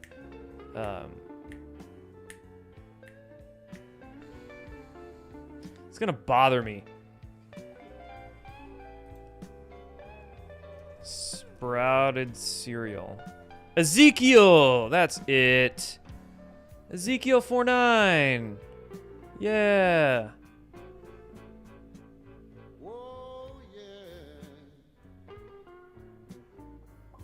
That's the one. My Bible-y cereal. I love this stuff.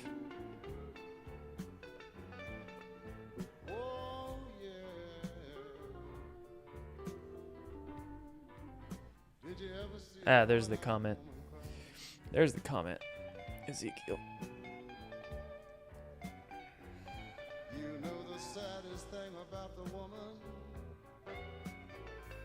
Oh yeah, man. Northwest is getting hit with the climate change right now. Friggin' Washington's underwater. I'm gonna tell you one-eyed woman. I'm not gonna tell you no more. Stop buying your groceries at the supermarket. Go to that same Jojo, don't eat carbs much. Yeah, I don't either. Well, I do. I lie. I just lied to you. I'm sorry. I do. But it's not in the form of really that much wheat. I eat a lot of fruit. Apples and grapes. And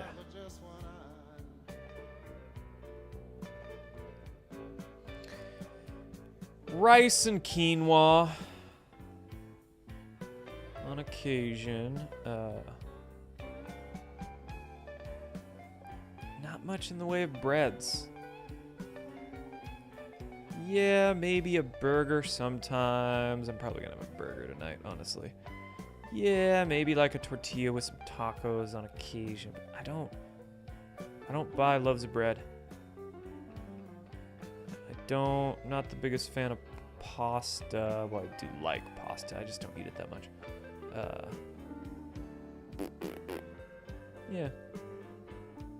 I'm not anti-carbs. I'm not keto. I don't, me personally, I don't like keto for me. Some people love it, by all means do it, but I like my insulin. Is the cereal good? Define good. What do you mean good?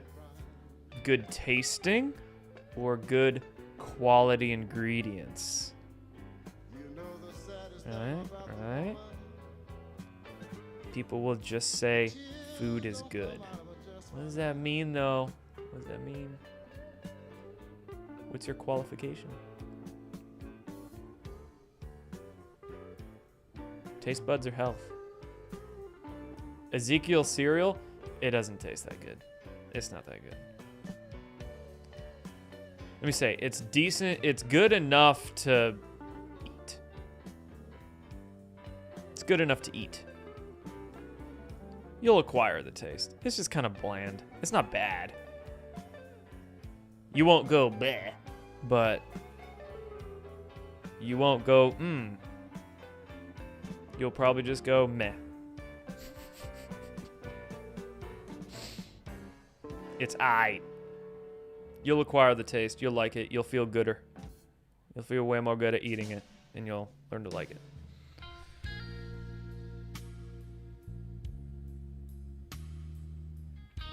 We try to enjoy salad, but cow tastes best. Put the cow on the salad.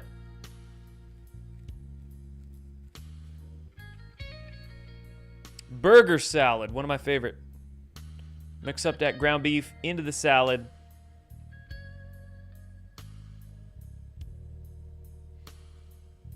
If you smoke tobacco, get American Spirit. Yep. Get the turquoise box. That's the organic one.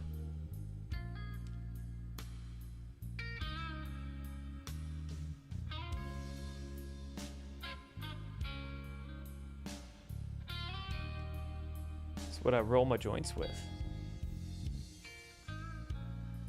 A wee bit of the tobacco. American Spirit tobacco. Wee little bit of the God's lettuce. Throw all that in the little wrapper, you know what I'm saying?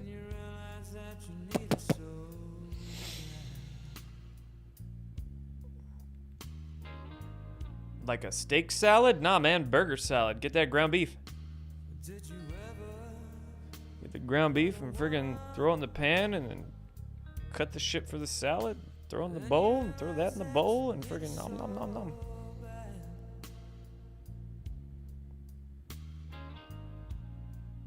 Easy peasy. All right, guys. Any last questions, comments, concerns, complaints? Let me know. I don't know if I've ever streamed for 2 hours before, but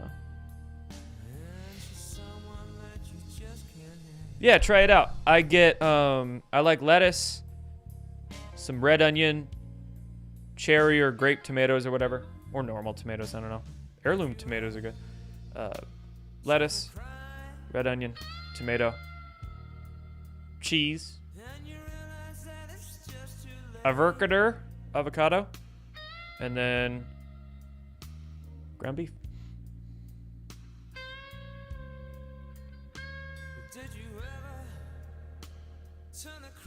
I'm not really a taco salad kind of dude.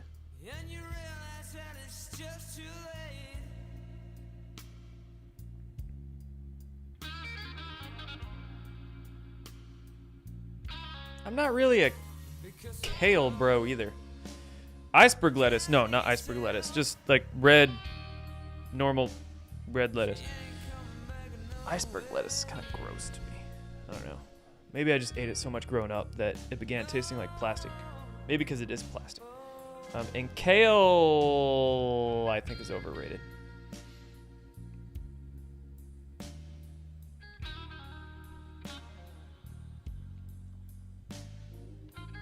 Ooh, blue cheese. No, not for me. To each their own, by all means. But I really like that. What's that Irish cheese? They got the butter too. So that's pretty good.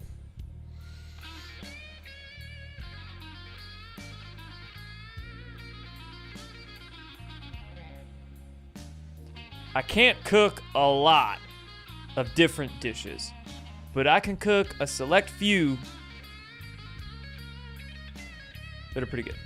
You worked at PCC back in the day. That's cool. I like PCC. I don't like their prices, but I like their products. And Whole Foods is friggin' Whole Foods. Corporate organic. Corp organic. It's not even organic anymore, is it? Whole Foods is like watered down now. Kerrygold, that's it. Yeah, I like their cheese. It's a Big Mac salad. Yeah.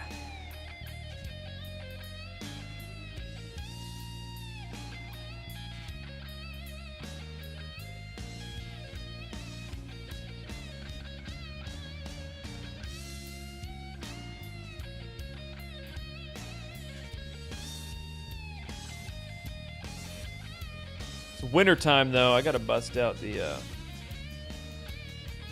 slow cooker. Try out some chilies, some soups. Winter ain't the time for salads, at least as many of them. It's cold, it's dark, it's the time for hearty soups. Most salads in the summer. Spring and summer.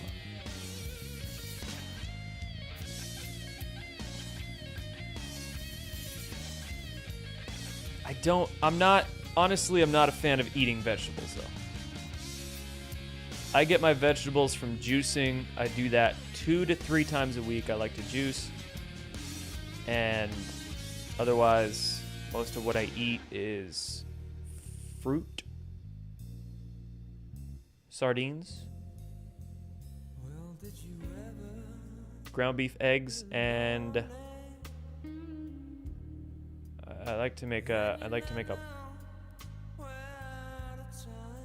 pot of like, I prep a dish that's just ground beef, eggs, bean noodles, and black rice. And that just pound of ground beef, like 8 eggs, cup of black rice, and like half a pack of bean noodles, and get a pretty solid bowl from it. It'll last 2 days, maybe 3, and then make another batch in a few days. Sardines out of the can, pumpkin seeds. I just tried smoked oysters today, and it's pretty freaking good. I wouldn't say it was good. It was better than I thought it would be. Not amazing, but doable. Because I've been wanting to start eating oysters because I know how good they are for dudes with all the zinc in them. And I tried a can of whole oysters a couple weeks ago, and it was freaking disgusting. But I didn't want to give up. So I saw that smoked oysters were on sale today, and I figured maybe smoking them. I do like things that are smoked. So I figured maybe smoking the oysters and make them taste better, and it did, and it was all right. Sardines right out of the can, bro. I shit you not. It's on my fucking desk. Had my Maha News show on Badlands today, so I came prepared with friggin' chlorine dioxide and smoked oysters and sardines on my desk. Yeah, man, I eat sardines out of the cans all the time.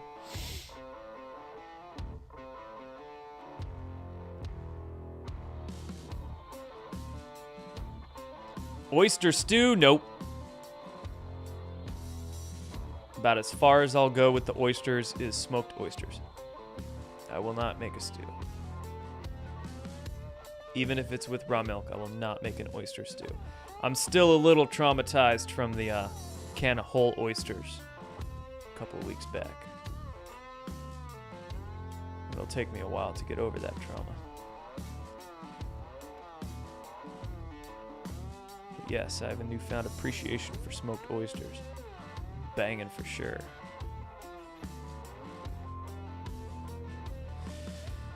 I think that's pretty much all I eat. And my juice mix is cilantro, beets, carrots, cucumber, celery.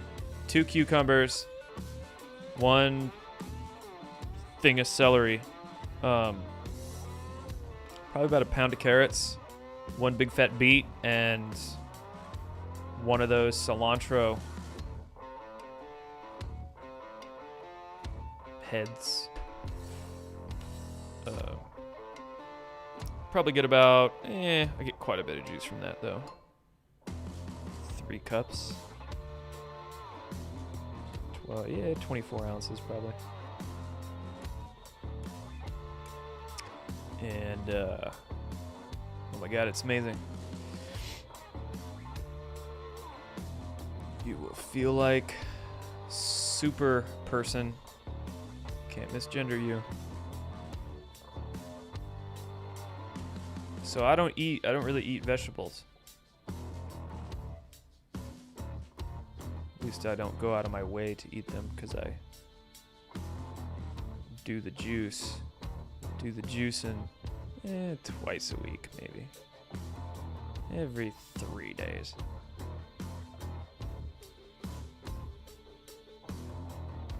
So most of the food is...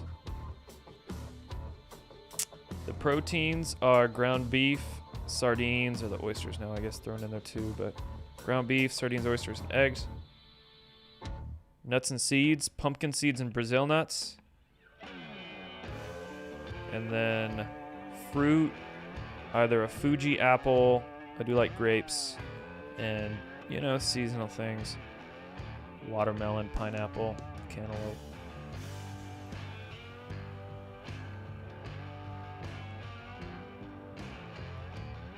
About it. Raw milk. Coffee in the mornings. Energy drink now and again.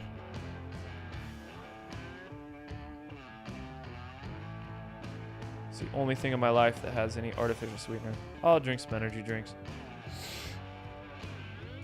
But not Monster Red Bull trash. Like, I find the good ones.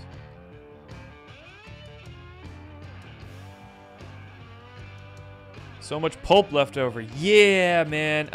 It'd be good to have a composter if you're gonna start juicing.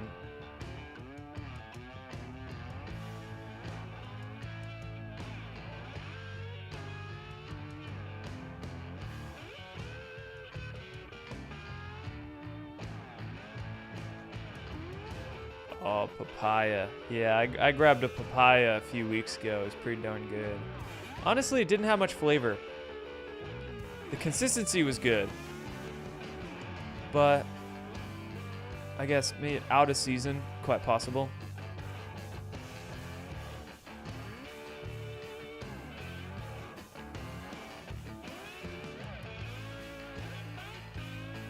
I go through phases as well, where I like really dig a certain kind of food and I'll eat it for like a month or two and then just go out of phase with it. But one phase that I go through sometimes is cottage cheese. Cottage cheese with blueberries and cut up pineapple in it. Maybe I'll throw some like chia seeds or hemp seeds in it, but oh yeah. Blueberry and pineapple and cottage cheese. Oh, that sounds good. Man, I haven't gone through one of those phases in a little bit. Maybe I'll start that phase tomorrow.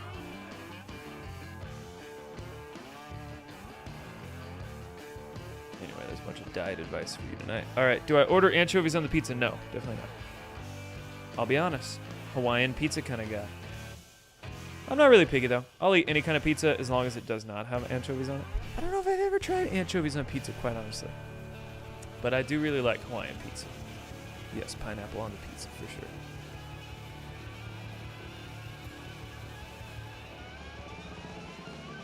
You use cilantro like lettuce on tacos with sour cream and lime. Nice. My style of tacos is I usually make a pico. So I'll do homemade pico with cilantro, tomatoes, red onion, and lemon juice. And just use that as like the salsa. Or like the topping, so. Ground beef, cheese, throw that pico on it, and some hot sauce.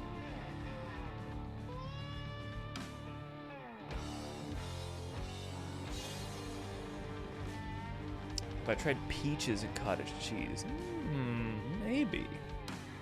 I'll give that one a shot. It's like, not all fruits go in the cottage cheese. It has to have the consistency. Like apples, too crunchy. Bananas, too mushy. Only certain kinds of fruits you can do in that cottage cheese. Cottage cheese has its own sort of unique mush to it.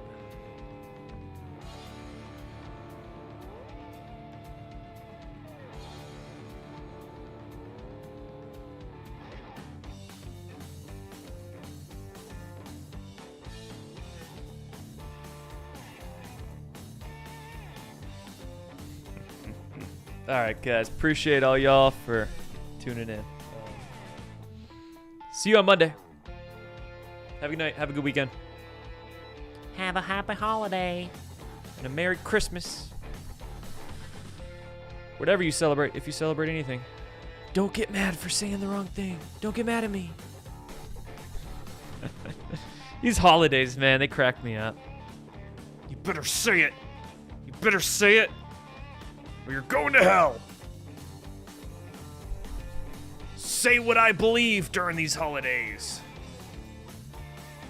Or, I don't want to offend you, so I'm going to say happy holidays. I don't want to offend anybody. It's weird, man.